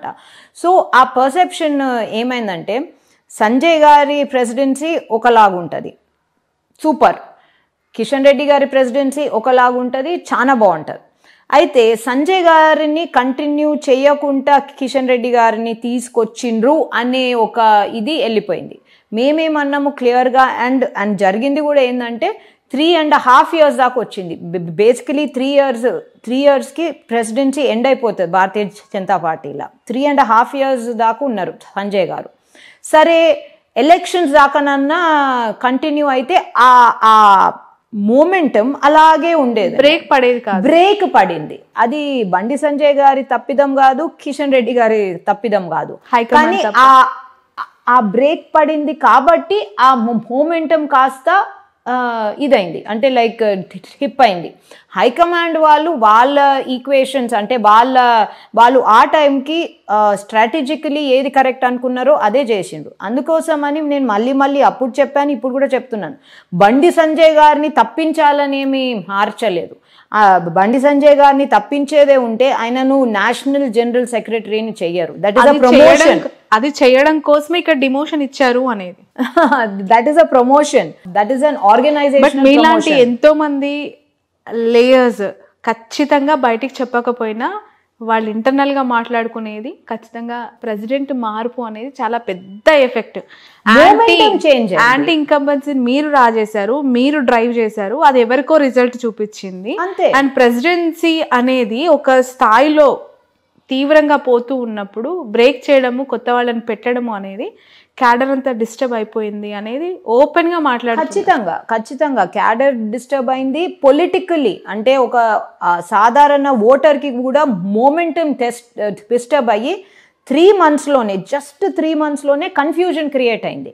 ఎందుకు మార్చారు అంటే, ఎందుకు మార్చారో మేము ఎంత గుద్ది ఎంత క్లియర్గా చెప్పినా కానీ అది ఒప్పుకోలేరు, ప్రజలు ఒప్పుకోలేదు. అండ్ ప్లస్ ప్రజలు కన్ఫ్యూజ్డ్ అయిపోయిండ్రు. అసలు భారతీయ జనతా పార్టీ ఉండాలని అనుకుంటుందా, చేయాలని అనుకుంటుందా, లేకపోతే ఇంకేమన్నా ఇతర పార్టీ వాళ్ళు ఏదైతే నూరి నాంచి పోస్తున్నారో అదే నిజమేనా అని అనుకోని. బట్ దెర్ వాజ్ అబ్సల్యూట్లీ ఇదే. అంటే ఇక్కడ మేము ప్రజలను గేజ్ చేయడంలో హాత్ పప్పిద్దాం అది. సో అది ఒక అసెంబ్లీ అయిపోయింది కదా, తెలుసుకున్నాం కదా, పార్లమెంట్లో రిపీట్ కాదు. అవునా? ఎన్ని ఎక్స్పెక్ట్ చేస్తుంది బీజేపీ? ఖచ్చితంగా. అంటే మోడీ వేవ్ ఎట్లుందంటే మేడం, నేను భారతీయ జనతా పార్టీలో ఉన్నాననే కాదు, just as a voter also ఎట్లుందంటే ఇంకో ఏ ఆపోజిషన్ కనపడడం లేదు ఎవరికైనా. అంటే ఇర్రెస్పెక్టివ్ ఆఫ్ అంటే మనము ఏ పార్టీల స్పెసిఫిక్లీ ఉన్నా లేకున్నా కానీ కొన్ని ఫ్యామిలీసే అసలు మోడీకి ఇంకో ఏ ఆపోజిషన్ కనపడడం లేదు అని చెప్పేసి మేము ఎందుకు అసెంబ్లీ ఎలక్షన్స్ అప్పుడు కూడా నేను కొన్ని ప్లేసెస్కి క్యాంపెయినింగ్కి వెళ్ళినప్పుడు ఊర్లో కూడా కొంతమంది అవ్వలు, కొంతమంది పెద్ద మనుషులు కూడా క్లియర్గా ఈ పార్టీ ఇగో అమ్మాయి ఈ తాపకు చేయికో లేకపోతే కార్కో వేస్తాము, కానీ పెద్ద ఎలక్షన్లకు అయితే పెద్ద ఎలక్షన్స్ అంటారు అన్నమాట, మన ఎంపీ ఎలక్షన్స్, పెద్ద ఎలక్షన్స్కి అయితే మోదీ సార్కే కుద్దుడు అని అంటే వాళ్ళ దీంట్లో. అండ్ కొన్ని ఊర్లలో రాసుకున్నారు తెలుసా, అంటే ఇది మా ఒప్పందం, మా ఓన్ అని ఎవరు వాళ్ళని రాయమని లేరు. ఆ ఒప్పందాలు రాసినా రాయకున్నా చెల్లవు, కానీ వాళ్ళ తృప్తి కోసం వాళ్ళు రాసుకున్నారు కూడా. Okay. So there is no opposition. And ఈ ఇండియా అలయన్స్ అంటే ఇక ఇండియా అలయన్స్ గురించి మనం ఇంకో 2 గంటలు మాట్లాడుకోవచ్చు. బట్ ఇంత ట్రై చేసినా కానీ వాళ్ళకు ఒక ప్రైమ్ మినిస్టీరియల్ క్యాండిడేట్ లేరు, సీట్ షేరింగ్ లేదు, కాంగ్రెస్ అధిష్టానము అయితే ఒక జోకే. So there is no alternative. అలాంటి జోకే ఈరోజు రాష్ట్రంలో అధికారంలో ఉంది.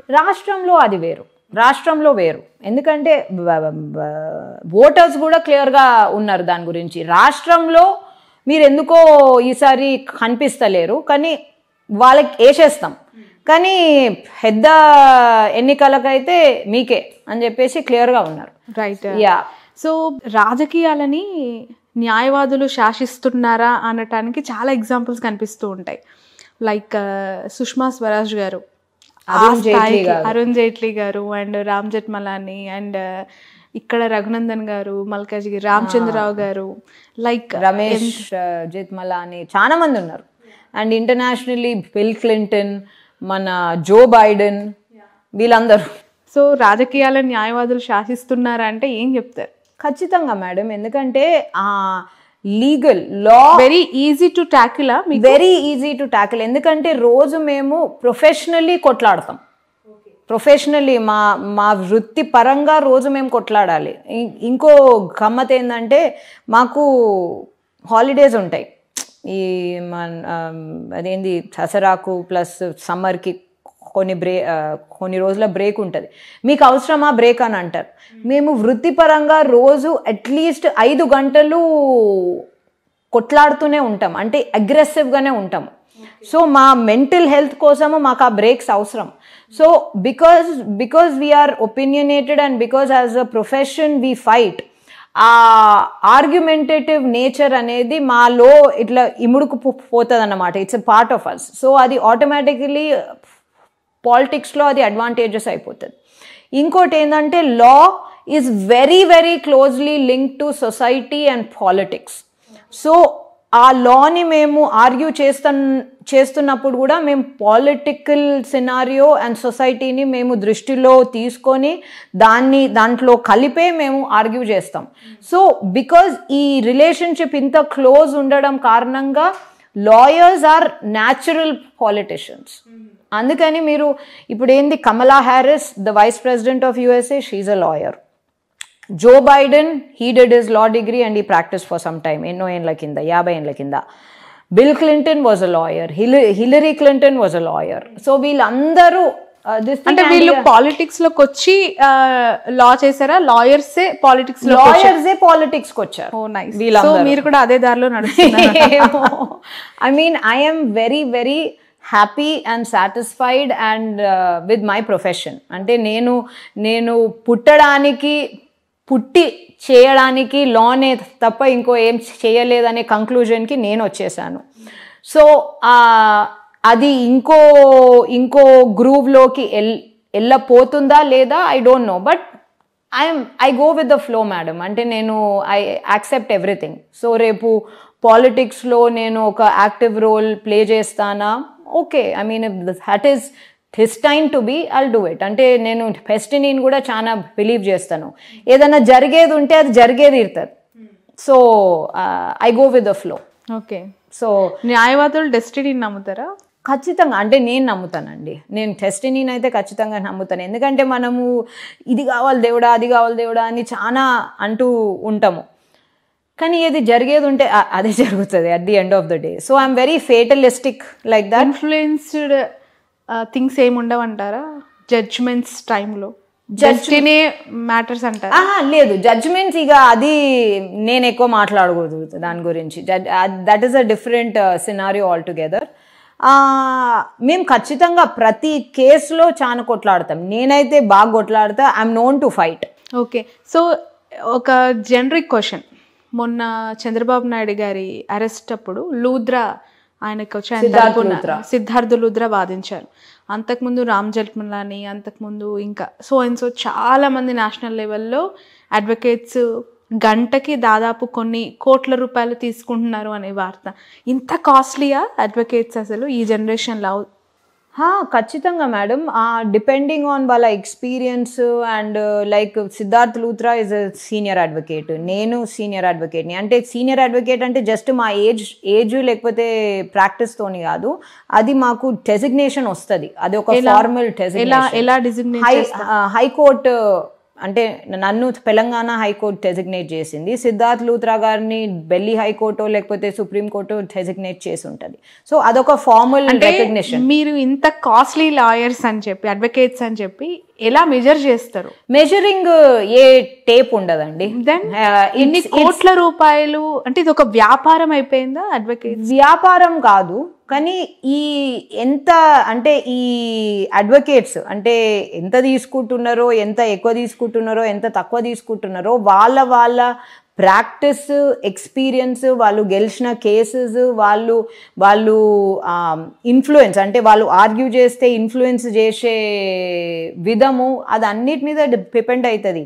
ఇవాళ లేచి లేవగానే పువ్వు హర్మలించదు అన్నట్టు ఇమీడియట్లీ లా స్కూల్ పాస్ కాగానే అంతంత కమాండ్ చేయలేరు. వాళ్ళ ప్రాక్టీస్ 20-25 ఏళ్ళకే ఆ స్థాయికి వస్తారు.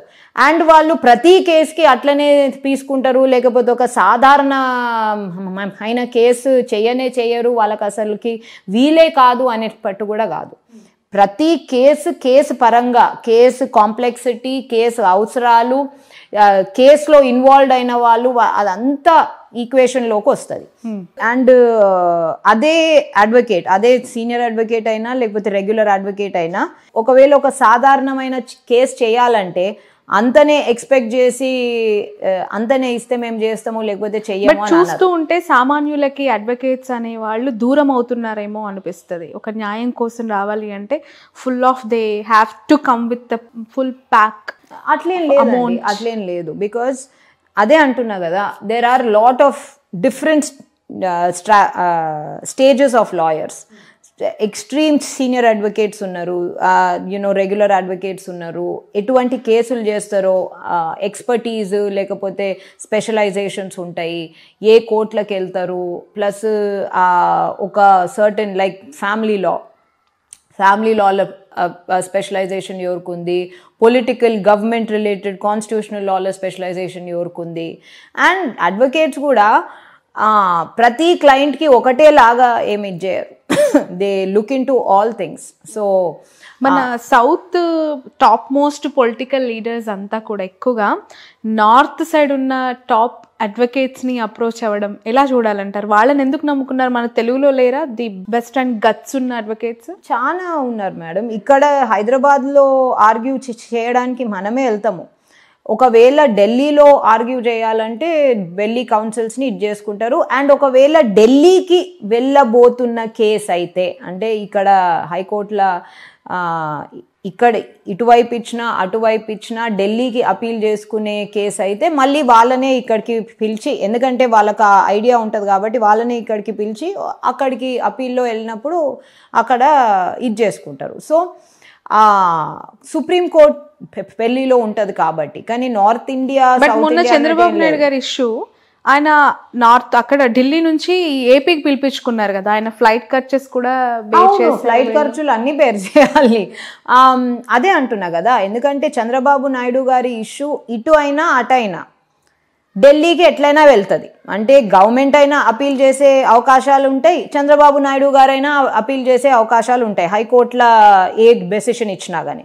అందుకోసం అని ఢిల్లీకే ప్రిపేర్ అయి ఉండడానికి ఇక్కడికి కూడా ఢిల్లీ అడ్వకేట్నే తెప్పించిండు. సో అంతేనా? సో ఇక్కడ ఉన్న వాళ్ళని పెట్టుకుంటే అటు పక్క పార్టీలకి ఇన్ఫర్మేషన్స్ ఇచ్చే అవకాశం ఉందని తెలియని వాళ్ళని తెచ్చుకొని పెట్టుకుంటున్నా? అట్లేం లేదండి, ఎందుకంటే ఈ పొలిటికల్ కేసెస్ చేసే అడ్వకేట్స్కి అందరితో పరిచయాలు ఉంటాయి. లైక్ నేనే మీతో ఓపెన్గా చెప్తున్నాను కదా, నాకు అన్ని పార్టీల నుంచి క్లయింట్స్ ఉన్నారు. అది వాళ్ళ పర్సనల్ కేసెస్ లేకపోతే అదర్ ఇష్యూస్ గురించి వస్తారు. సో అట్లేం లేదు, బికాస్ ద కేస్ అంటే ఒక లీడర్ ఆఫ్ ద ఆపోజిషన్కి సంబంధించిన కేసు, గవర్నమెంట్ చాలా ఇంట్రెస్టెడ్ ఉన్న కేసు. ఒకవేళ గవర్నమెంట్ గెలిచినా చంద్రబాబు నాయుడు అక్కడికి వెళ్ళేవాడు, చంద్రబాబు నాయుడుకి పేలిచ్చినా వీళ్ళు అక్కడికి వెళ్ళేవారు. సో ఎట్టకేలకు ఇది ఇక్కడ తేలదు, సుప్రీంకోర్టు దాకా వెళ్తుంది కాబట్టి సుప్రీంకోర్టు లాయర్నే డైరెక్ట్ పెట్టుకున్నారు. We also go to the supreme court, that's not an issue at all. కానీ వాళ్ళు అక్కడనే ఉంటారు ఇక. సో మీ సక్సెస్ని number of the cases which you tackle in that success అని చూడాలా? ఈ కేసెస్ ఈ స్థాయిలో మన్ననలు పొందాయి కాబట్టి వీళ్ళు ఇంత సక్సెస్ టాప్ అడ్వకేట్ అని చూడాలంటారా? ఎట్లా? అది all of that will go in to it అండి. అంటే ఇలాంటి కేసెస్ ట్యాకిల్ చేసి సక్సెస్ఫుల్ అవుట్కమ్స్ వచ్చాయి. దాని తర్వాత ఈ కేసులో సక్సెస్ఫుల్ అవుట్కమ్ రాకున్నా కానీ ఒక లా డెవలప్ అయ్యి రిపోర్ట్ అయింది. అంటే మాకు జర్నల్స్ గిట్లా కూడా ఉంటాయి, AIR, SEC ఇటువంటి జర్నల్స్ చాలా ఉంటాయి మన తెలంగాణలో, ALD అని. సో ఆ జర్నల్స్లో రిపోర్ట్ అంటే ఇప్పుడు మీరు న్యూస్ పేపర్స్లో ఎలా రిపోర్ట్ చేస్తారో మాకు జర్నల్స్లో మా కేసెస్ రిపోర్ట్ అయితే అది చాలా పెద్ద ఇది అన్నమాట. సో రిపోర్ట్ అయిన జర్నల్స్లో రిపోర్ట్ అయిన కేసెస్ ప్లస్ అడ్వకేట్లు మాకు బార్ కౌన్సిల్ అంటే మాకు అడ్వకేట్స్ యాక్ట్ కింద ఇంకా ఇండియాలో మాకు అడ్వర్టైజ్మెంట్ ఇచ్చుకోరాదు, we cannot advertise our services. So మాకు ఎట్లయినా వర్డ్ ఆఫ్ మౌతే మా అడ్వర్టైజ్మెంట్. ఓకే. సో అలాగే మాకు రెఫరెన్సెస్ కూడా వస్తుంటాయి. సో ఇప్పుడు నేను land, revenue, government, constitutional law ఎక్కువ డీల్ చేస్తాను కాబట్టి నాకు మ్యాక్సిమం అంటే I would say 75 to 80% of my cases are related to constitutional, land and revenue matters. నేను క్రిమినల్ కూడా చేస్తాను. సో ద రిమైనింగ్ 20-30% క్రిమినల్ ఉన్నాయి, ఫ్యామిలీ ఉన్నాయి, సివిల్ కేసెస్ ఉన్నాయి, land related. So all and 1-2 company related cases కూడా. So అత్యధికంగా నాకు తెలిసి అడ్వకేట్స్ ఏనా మెంటల్ స్ట్రెస్ కి గురయ్యేది? అంటే ఇన్ని కేసెస్ ఈ స్థాయిలో, crime, government and constitution, revenue, family, అసలు నాకు తెలిసి బిగ్గెస్ట్ సబ్జెక్టే ఫ్యామిలీ. ఖచ్చితంగా ఫ్యామిలీ ఇష్యూస్ పొద్దున్న లేస్తే ఒకటే స్ట్రెస్ కూడా చాలానే ఉంటది. నేను అందుకోసం అంటున్నా కదా, మాకు ఈ హాలిడేస్, ఈ షార్ట్ 1 వీక్ 2 వీక్స్ హాలిడేస్ వస్తే మీకు చిన్నపిల్లల్లాగా హాలిడేస్ ఎందుకు అని మమ్మల్ని ఎక్కిరిస్తూ ఉంటారు. కానీ మాకు ఆ బ్రేక్ కూడా లేకపోతే మేము పిచ్చోళమే అయిపోతాం. అవునా? యా, అటువంటి స్ట్రెస్ ఉంటుంది ఒక్కోసారి. సో కానీ at the same time every day is a new day. మేము అన్ని తీసుకున్న ప్రతి కేసులు ఎంత ట్రై చేసినా గెలుస్తాము అని కాదు, కానీ గెలుస్తాము, ఓడుతాము. So every day is a new day, కానీ every day we try. So దాంట్లో చాలా సాటిస్ఫాక్షన్, కంటెంట్మెంట్ ఉంటుంది. ఓకే, మీ వెనక నాకు న్యాయదేవత కనిపిస్తుంది. ఏదో ప్రోబ్ ఉంటుంది ఇంగ్లీష్లో, అంటే జస్టిస్ కెనాట్ సీ అన్నట్టు. అంటే అంత కళ్ళు గిట్లా న్యాయం కనిపించాలి, అంటే అక్కడ ఉండాలి. Okay, justice has to be seen to be believed అన్నట్టు, సంథింగ్ లైక్ దట్ ఉంటుంది. యా, అంటే న్యాయదేవత కండ్ల గంతలు కట్టేసి ఉంటాయి. అంటే న్యాయదేవతకు ఒక్కోళ్ళు ఎక్కువ, ఒక్కోళ్ళు తక్కువ. అంటే జస్టిస్ తన ముందటికి జస్టిస్ కోసం ఇరు వర్గాలు వచ్చినప్పుడు న్యాయదేవత ఒక్కోళ్ళని ఒకలాగా, ఇంకోళ్ళని ఇంకోలాగా చూడదు. ఎట్టకేలకు జస్టిస్ ఇది వీళ్ళ ఫేవర్లనా వాళ్ళ ఫేవర్లనా జస్టిస్ జరిగేటట్టు చూస్తుంది. కానీ ఎవరిని ఫేవర్ చేయదు, బయాస్ ఉండదు, పార్షాలిటీ ఉండదని చెప్పేసి కళ్ళకు గంతలు కట్టిండ్రు. బట్ అలా ఉందా రియాలిటీలో? ఒకటి మేడం, జడ్జులు కూడా వాళ్ళు హ్యూమన్ బీయింగ్స్. సో వాళ్ళు లాతో పాటు ఆ లా మీద పొలిటికల్ అండ్ అదర్, అంటే సొసైటల్ ఎఫెక్ట్ ఎంత ఉంది అది కూడా చూస్తారు. సో మాకు ప్రెసిడెంట్స్, అంటే సుప్రీంకోర్టు ఒకలాగా డిసైడ్ చేస్తే అలాంటి కేసు ఇంకో హైకోర్టులో వస్తే అలాగే డిసైడ్ చేయాలన్నట్టు ఉంటుంది. అవి ప్రెసిడెంట్స్, అవి ఆటోమేటికలీ అందరు జడ్జులు ఫాలో అయిపోతారు. ఒకవేళ ప్రెసిడెంట్స్ కాకపోతే అప్పుడు ఎట్లా? అప్పుడు వాళ్ళ ఇంటర్ప్రిటేషన్, అంటే మేము ఆర్గ్యూ చేసిన తర్వాత కూడా వాళ్ళు ఆ చట్టాన్ని ఎలా ఇంటర్ప్రిట్ చేస్తుండ్రు, ఆ ఇష్యూ మీద ఇంకేమి ఇన్ఫ్లుయెన్స్ చేస్తున్నాయి. ఇన్ఫ్లుయెన్స్ అంటే పొలిటికలీ, సొసైటలీ, సోషలీ, వాళ్ళ judges own upbringing and environment. So అవన్నీ ఇట్ ఎఫెక్ట్స్. సో ఖచ్చితంగా మోస్ట్ ఆఫ్ ద టైం ప్రతి జడ్జి అలాగే ఉండాలని ప్రయత్నిస్తారు సార్. అదైతే ఖచ్చితంగా ఉంది. ఏదో లైన్ ఉంది, justice maybe delay but not justice delayed is justice denied అని. అంటే జస్టిస్ డిలే అయితే జస్టిస్ రాని కిందికే అని.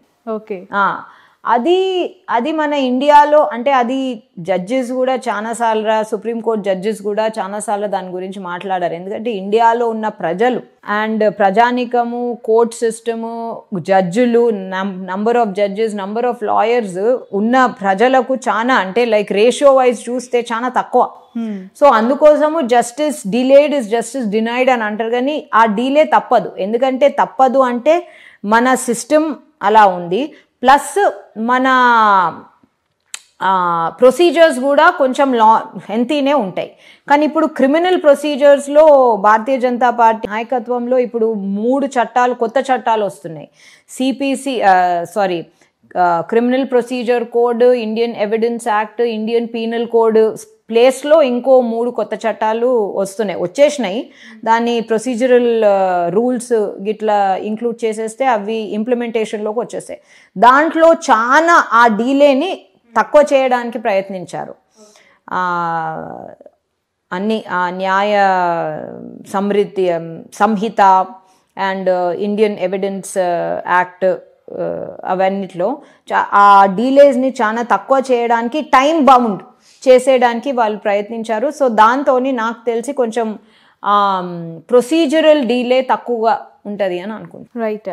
సో మన భారతదేశంలో చట్టాలు మారాలి, న్యాయస్థానానికి వెళ్తే న్యాయం జరుగుతుందా లేదా అనే క్వశ్చన్ మార్క్ ఉంది. చాలామంది కామన్గా సామాన్యులు ఎక్కువగా మాట్లాడుతూ ఉంటారు. ఏమనిపిస్తుంది అలా చూసినప్పుడు? మీ చేతుల్లో ఉన్న కొన్నిసార్లు చేయలేకపోతున్నామనే బాధ ఎక్కడైనా కలిగిన సందర్భాలు కానీ, వాళ్ళు అనుకోవడంలో తప్పులేదు నిజమే అని కానీ అనిపించిందా యాజ్ ఏ అడ్వకేట్? చట్టాలు మారాలి అని అయితే ఎక్కువగా అనిపించలేదు మేడం. ఎందుకంటే మనకు చాలా చట్టాలు ఉన్నాయి అండ్ ప్రతి సిచ్యువేషన్కి చట్టాలు ఉన్నాయి. సో ఆ చట్టాలను ఇంప్లిమెంట్ సరిగ్గా చేస్తే చాలా ఇష్యూస్ చాలా ప్రాబ్లమ్స్ సాల్వ్ అవుతాయి. ఆ ఇంప్లిమెంటేషనే మన అడ్మినిస్ట్రేటర్స్ అంటే మన IAS IPS administration plus political representation ఆ ఇంప్లిమెంటేషన్ చేయాలి.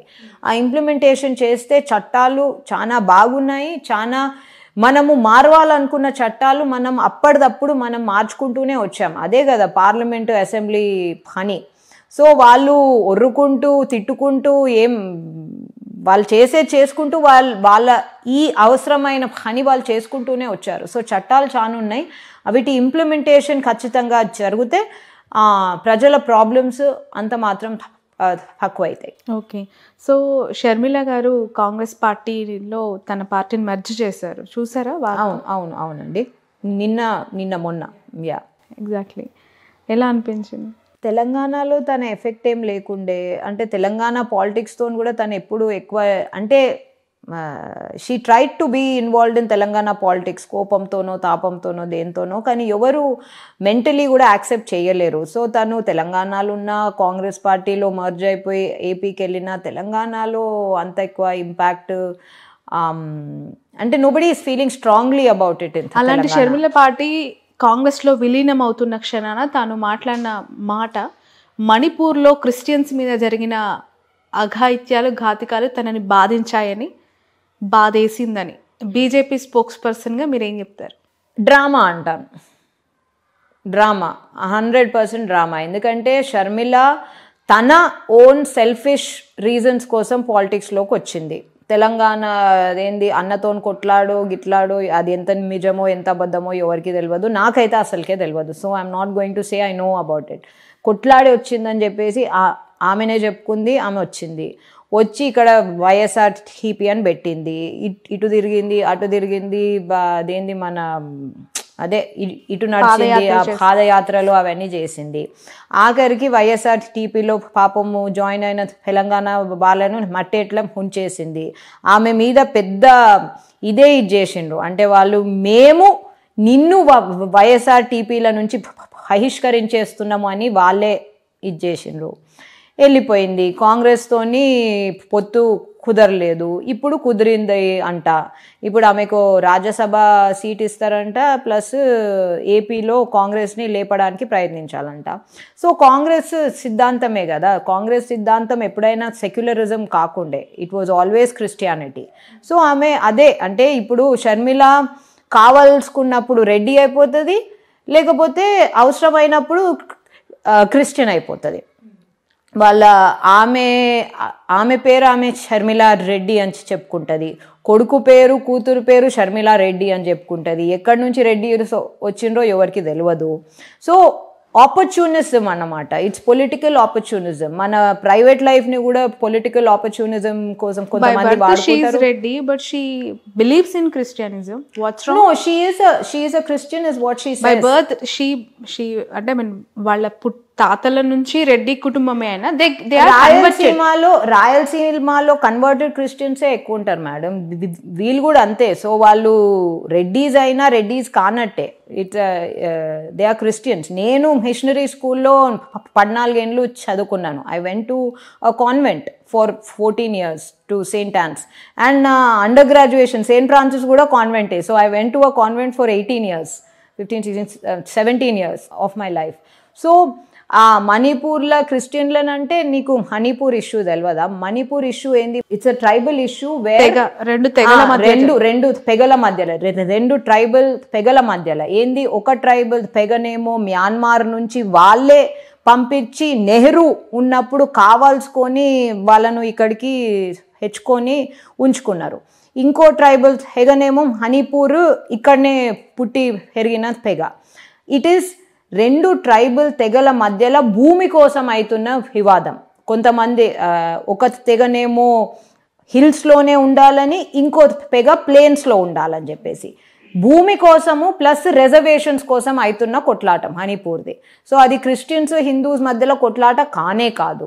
అది షర్మిలాకు కూడా తెలుసో తెలియదో కానీ తెలిసే అని అనుకుంటున్నాను.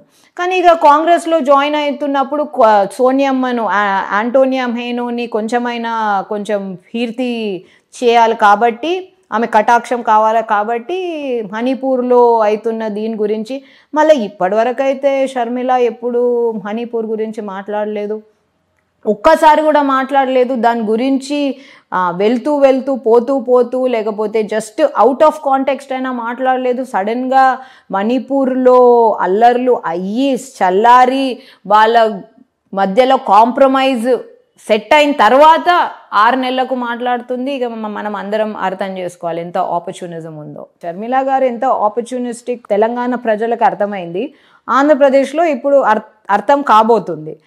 అండ్ తను ఇక్కడ తెలంగాణలో పాదయాత్ర చేసినప్పుడు అన్నది కదా, పాదాల మీద చేసే యాత్ర పాదయాత్ర అని చెప్పేసి, అదేదో ఇప్పుడు మణిపూర్లో స్టార్ట్ చేయవచ్చు మళ్ళా.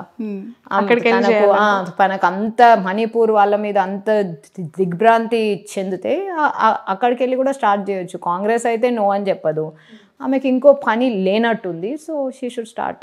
ఏపీలో అయినా అండమాన్లో అయినా వర్క్ చేస్తుంది. So you are suggesting her to go to Manipur. ఎందుకంటే అండమాన్ ఇప్పుడు పీస్ఫుల్గానే ఉంది, మణిపూర్ కూడా పీస్ఫుల్గా అయిపోయింది. బట్ ఆమె వెళ్ళేమన్నా దాన్ని ఇది చేస్తుందేమో చూడాలా. Not suggesting anything, it's up to her. Okay, so what is your political future? Political future, I can say about my legal future.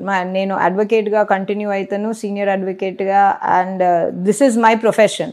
Political future is dependent on a lot of things madam. నేను భారతీయ జనతా పార్టీతో ideologically ఉన్నాను, భారతీయ జనతా పార్టీతో continue అవుతూనే ఉంటాను. ఎందుకంటే ideologically we're the same.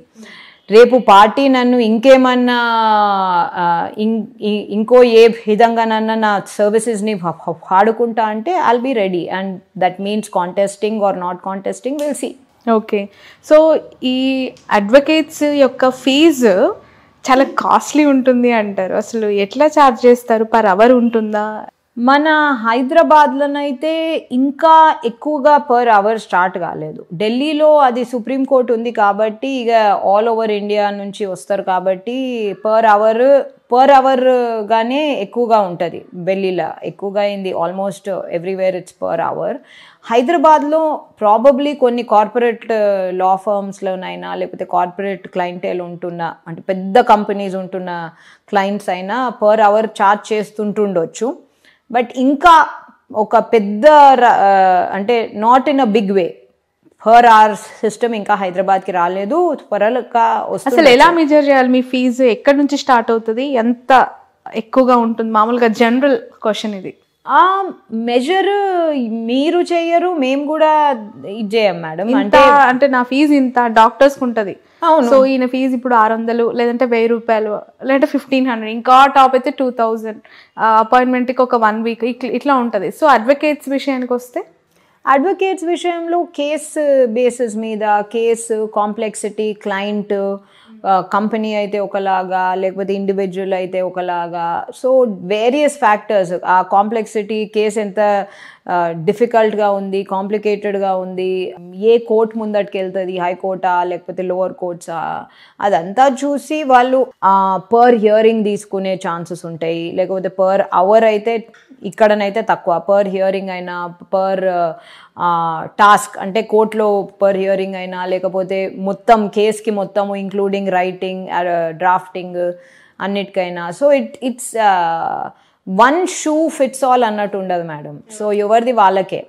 So అది advocate client మధ్యలో వాళ్ళు నెగోషియేట్ చేసుకొని ఫైనలైజ్ చేసుకుంటారు. కానీ బట్ చాలా మంది అడ్వకేట్స్ కేసులు వాదించే పేరుతో సెటిల్మెంట్లు చేసుకొని సైడ్ అయిపోతారు అనేది ఒక వాదన. నేను సెటిల్మెంట్ అనే వర్డ్ వాడను, కానీ నెగోషియేషన్స్ అయితే కాంప్రమైజ్ అంటే ఒక పార్టీని నష్టం చేసి ఇంకో పార్టీకి న్యాయం చేసుడు, లేకపోతే ఈ పార్టీని రిప్రజెంట్ చేస్తూ సీక్రెట్గా ఆ పార్టీతో కలిసిపోడు, దాన్ని కాదు, దట్ ఈస్ ఇల్లీగల్. ఇక అటువంటి వాళ్ళను ఇక నేనేం చెప్పలేను. ఇక వాళ్ళు ఉన్నారు, అటువంటి వాళ్ళు కూడా ఉన్నారు. కానీ ఖచ్చితంగా ఒక కేసు నడుస్తుంది, కొట్లాట నడుస్తుంది. కానీ ఇరు వర్గాలు కాంప్రమైజ్ చేయాలనుకుంటే ఖచ్చితంగా మేము నెగోసియేషన్స్ ఫెసిలిటేట్ చేస్తాము, మీడియేషన్స్ కూడా ఫెసిలిటేట్ చేస్తాము. అది నా మధ్యలో, అది నా క్లయింట్ నాకు ఆ ఇన్స్ట్రక్షన్స్ ఇస్తేనే నేను ఆ అడ్వకేట్ ఆ క్లయింట్తోని మాట్లాడతాను. లేకపోతే మా మధ్యలో ఎటువంటి సంబంధాలు ఉండేవి. మీరు యుఎస్లో చదువుకున్నానన్నారు, అక్కడ 5 ఏళ్ళు ఉన్నారు. అవును. అండ్ ఈ లా సిస్టము, అడ్వకేసీ ఇవన్నీ ఎలా ఉన్నాయో చూసారు కదా. What those are different points అంటే ఇండియాకి యుఎస్కి మధ్యలో? యుఎస్లో ఇంకొంచెము ఏమంటారంటే కొంచెం స్టాండర్డైజ్డ్ ఉంటుంది. ఆ స్టాండర్డైజ్డ్ కూడా ఎందుకంటే అది 200 ఏండ్ల గవర్నమెంట్ అండ్ డెమోక్రసీ. లిటిగేషన్ కూడా అంత తక్కువ ఉంటుంది. తక్కువగా అంటే వాళ్ళ స్టాండర్డ్స్కి లిటిగేషన్ చాలా ఎక్కువగానే, కానీ అక్కడ ప్రజలు తక్కువ ఉంటారు. సో దాంతో ఒక్కొక్క కోర్ట్ సిస్టమ్ మీద బర్డెన్ తక్కువగా ఉంటుంది. ఓకే. ఇప్పుడు మన దగ్గర ఎంత బర్డెన్ ఉంటుందో కోర్ట్స్ మీద అంటే నాకు తెలిసి లాస్ట్ సుప్రీంకోర్టులో 3 కోట్ల చిల్లర కేసులో ఎన్నో ఉన్నాయి. సో జడ్జిలు అయినా లాయర్స్ అయినా ఎంత తొందర అంటే అంత తొందర కంప్లీట్ చేయడానికి ట్రై చేస్తారు. But it also depends on the number of people, sure number of people in India. Okay. అంటే మనం ఇచ్చే జడ్జ్మెంట్స్లో కొంత ఫాస్ట్నెస్, ఏమంటారు, న్యాయ వ్యవస్థలో ఇష్యూస్ అన్నీ కొంచెం ఫాస్ట్గా జరిగితే ఇంకా క్రైమ్ రేటు తగ్గే అవకాశం ఉందేమో అనే ఒపీనియన్ ఎప్పుడైనా అనిపించిందా? ఖచ్చితంగా మేడం. మన దగ్గర ప్రొసీజరల్ డీలేస్ మనకు బ్రిటిష్ లాస్ ఉన్నాయి. ఆ బ్రిటిష్ లాసే ఇప్పటిదాకా కంటిన్యూ అవుతున్నాయి. చాలా అప్డేట్ అయినాయి, అమెండ్మెంట్స్ అయినాయి. ఇప్పుడైతే క్రిమినల్ లాలో 3కి 3 కొత్త లాసే వస్తున్నాయి. సో ఆ కొత్త లాస్లలో ఖచ్చితంగా టైం ఫ్రేమ్స్ ఉన్నాయి. ఏది ఏమైనా 9 నెలల లోపల సమరీ ట్రయల్స్, లేకపోతే 45 రోజులలో సమరీ, అంటే లైక్ చిన్న small matters, small criminal matters అలా. సో ప్రొసీజరలీ తక్కువ టైం ఫ్రేమ్ చట్టంలోనే పెడితే జడ్జెస్కైనా లాయర్స్కైనా ఇంకో కత్యంతరం ఉండదు. మేము ఎంబటబడి ఆ టైంలోనే కంప్లీట్ చేయాలి. అండ్ ఎన్ని కేసులు ఉన్నా కానీ జడ్జెస్ ఈ కేసులు ఆ టైంలోనే కంప్లీట్ చేయాలి. సో ఖచ్చితంగా ప్రొసీజరల్లీ కొంచెము స్టెప్స్ తక్కువ చేసి ఒక ఫ్యూ ఇంపార్టెంట్ స్టెప్స్ పెట్టి టైం బౌండ్ పెడితే ఖచ్చితంగా ఆ జస్టిస్ అనేది తొందరగా అయిపోయే ఛాన్సెస్ ఎక్కువగా ఉంటాయి. ఓకే. ఎవరు మీ ఇన్స్పిరేషనల్ పొలిటికల్ లీడర్స్? చాలా మంది ఉన్నారు మేడం. ఇన్స్పిరేషన్ అంటే as women I would say a lot of them. There is అంటే ఖచ్చితంగా సుష్మా స్వరాజ్ గారు అయితే ఖచ్చితంగా ఉన్నారు. Sushma Swaraj, Margaret Thatcher, Theresa May, Indira Gandhi, she was very influential as well. ఇప్పుడు Italian prime minister Giorgia Meloni, a lot of them actually, and a lot of strong political leaders, and Mamata Banerjee ideologically maaku opposition lo aina gani as a woman leader she's come very far, so I respect her as well chana. So Jayalalitha ante ame ఒక field నుంచి ఇంకో ఫీల్డ్లో కూడా చాలా సక్సెస్ని చూసింది. And అటువంటి success చాలా తక్కువ మంది చూసిండ్రు. అంటే from the acting field other than NTR నాకు తెలిసి యాక్టింగ్ ఫీల్డ్ నుంచి అంత సక్సెస్ఫుల్, అంత స్ట్రాంగ్ చాలా తక్కువగా. So a lot of them ma'am. So women, నాకు స్ట్రాంగ్ ఒపీనియనేటెడ్ ఉమెన్ అంటే చాలా ఇష్టం. And these women have proved that they are better or equal to men. నాకు మెన్ని తక్కువగా చూపెట్టి నేనేదో పెద్ద ఇది అన్నట్టు ఏముండదు. నాకు ఆ సెక్యూరిటీ ఉంది. కానీ ఈక్వల్ టు అనేది వాళ్ళు చూపెట్టిన ఇది I think that is very. Sudden గా బీజేపీ హైకమాండ్ జహీరాబాద్ ఎంపీగా మీరే అని చెప్పి అనౌన్స్ చేసింది అనుకోండి, డబ్బులు ఉన్నాయా ఖర్చు పెట్టడానికి? అది చూడాలి. That will come to it when will come to it. అంటే ఎలా వచ్చేస్తాయా ఆన్ స్పాట్? రెడీ చేసుకోవాలి కదా, ఎందుకంటే now politics are very costly, you know. Politics is costly. Katipalli Venkataramana Reddy garu లాగా అందరు చేయలేరు. Politics is costly, but then there are some things that I'll do and some things that I'll definitely not do. Okay. So, and one is అంటే డెమోక్రసీని డెమోక్రసీగానే చూడాలి. And దానికోసం democratically మన ప్రయత్నాలు మనం చేస్తాము. కానీ ఆ డెమోక్రసీని తొక్కి దాన్ని చించేసి ఇది చేయవలసిన అవసరం లేదనుకుంటున్నాను. So let BJP policies speak for themselves, let Modi speak for himself, and let the candidate, nenaina evaraina, let them speak how saleable. Endukante at the end of the day, candidate's unique selling point, unique selling proposition e ataniki vote teeskostaru. So aa unique selling point ela idjestaro appudu chuddam. Right, మొన్న general ఎలక్షన్స్లో పవన్ కళ్యాణ్ గారితో ఇక్కడ alliance ఉండింది కదా, ఇప్పుడు పార్లమెంట్లో కూడా లేదండి. ఈసారి ఇప్పుడు పార్లమెంట్లో నాకున్న సమాచారం ప్రకారం ఎటువంటి అలయన్స్ లేదు. వాళ్ళు క్లారిఫై కూడా చేసిండ్రు అధిష్టానం. ఎందుకు అలయన్స్ అసెంబ్లీ వరకే అని అనుకున్నారు. అండ్ పార్లమెంట్లో ఖచ్చితంగా ఎవరితోని ఏ అలయన్స్ లేదు. ముందు నుంచి కూడా బీజేపీ పొత్తు కొనసాగుతుంది కదా ఏపీలో అండ్ ఇక్కడ జనరల్ ఎలక్షన్స్కి కూడా. లోక్సభకే ఎందుకు వద్దు అనుకున్నారు, సింగిల్గా ఎందుకు వెళ్ళి అక్కడ నుంచి ఏమి వాళ్ళ అలయన్స్ వల్ల ఏమి ప్లస్ అవ్వలేదని అనుకుందా బీజేపీ? అలయన్స్ వల్ల ప్లస్ మైనస్ అని కూడా కాదు, అది వాళ్ళ అంతర్గిక అండర్స్టాండింగ్ మేడం. ఎప్పుడైనా లోక్సభకి భారతీయ జనతా పార్టీ ఎవరితో అలయన్స్ పెట్టుకోదు. పొత్తు ఏదైనా ఉంటే అది ఎన్డీఏతోనే ఉంటుంది. అండ్ ఎన్డీఏలో ఉన్న డిఫరెంట్ పార్టీస్తో ఉంటుంది. నాకు తెలిసి పవన్ కళ్యాణ్ జనసేన ఎన్డీఏకి మొన్న వచ్చింది. అంటే వాళ్ళ ఎన్డీఏ మీటింగ్కి అయితే అతను వచ్చిండు. సో అది ఒఫిషియల్లీ ఎన్డీఏ అలయన్స్లు ఉందా లేదా ఐఎమ్ నాట్ షూర్. కానీ తెలంగాణలోనైతే పొత్తు లేదు. ఏపీలో ఏమన్నా పొత్తు పెట్టుకుంటారా ఇక వీ డోంట్ నో. ఆల్రెడీ ఏపీలో పొత్తులో ఉంది కదా, లోక్సభకు కూడా ఉన్నదా we have to see. So final question మిమ్మల్ని అడగాలి. అదే జహీరాబాద్ నుంచి చాలా మంది ప్లాన్ చేస్తున్నారట, మీ పార్టీ నుంచి సీనియర్స్ కూడా అక్కడే ఫోకస్ చేశారని తెలుస్తుంది. అండ్ నిన్న కాక మొన్న రీసెంట్గా పార్టీలో ఎలక్షన్స్కి ముందు జాయిన్ అయిన చికోటి ప్రవీణ్ గారు కూడా జహీరాబాదే కావాలని అడుగుతున్నారంట. వెల్ జైరాబాద్ అంటే ఆ బెల్ట్ హిందుత్వ బెల్ట్ అని అనను, కానీ చాలా హిగ్స్డ్ ఉంటుంది. అంటే చాలా ధార్మికత ఎక్కువ. సో దాంతోపాటు ఈ లింగాయత్ మహారాష్ట్ర అండ్ కర్ణాటక బార్డర్ మీద ఉంటున్న కారణంగా ఆ మిక్స్డ్ క్రౌడ్ ఉంటుంది. సో దాంతో Zaheerabad is a very good constituency for Bharatiya Janata party. So అందుకని సీనియర్స్ కూడా ఒకవేళ అంటే వాళ్ళు 2 కాన్స్టిట్యుయెన్సీస్ అనుకుంటే ఒకటి కాకపోతే ఇంకోటి అన్నట్టు జైరాబాద్ని అనుకుంటుండొచ్చు. ప్లస్ కొత్త వాళ్ళు కూడా ఎవరు జాయిన్ అయ్యి అంటే at the end of the day madam it's అధిష్టానం ఏమనుకుంటే అదే. సో అధిష్టానం ఎవరు కరెక్ట్ అనుకుంటున్నారో అక్కడ ఎవరికి యూఎస్పీ యూనిక్ సెల్లింగ్ ప్రపోజిషన్ ఉంటుందో ఎవరు గెలవగలుగుతారో. బీజేపీ ఫక్తు రాజకీయ party at the end of the day. And బీజేపీలో క్లియర్గా గెలుపు గుర్రాలకే ఇవ్వాలా అని చెప్పేసి వాళ్ళు అనుకున్నారు. సో ఆ గెలుపు గుర్రాలను అధిష్టానం ఎవరు అనుకుంటున్నదో అది వాళ్ళ చేతిలోనే వదిలేస్తే అయిపోతుంది. బట్ బీఆర్ఎస్ పార్టీ నుంచి సిట్టింగ్ ఎంపీని తీసుకొచ్చే ప్రయత్నాలు చేస్తుందట బీజేపీ. అది కూడా ఉండొచ్చు. బీబీ పాటిల్ గారిని అది కూడా ఉండొచ్చు. తెలిసిందా న్యూస్? ఎస్ అబ్సల్యూట్లీ అది కూడా ఉండొచ్చు. అంటే ఈ టైంలో ఎస్పెషలీ ఈ టికెట్లు ఇచ్చే టైంలో చాలా రూమర్స్ ఉంటాయి. ఎన్ని రూమర్స్ రియాలిటీగా మారుతాయో అది ఎవరికి తెలియదు, అది రియాలిటీగా మారినంత వరకు. So will see.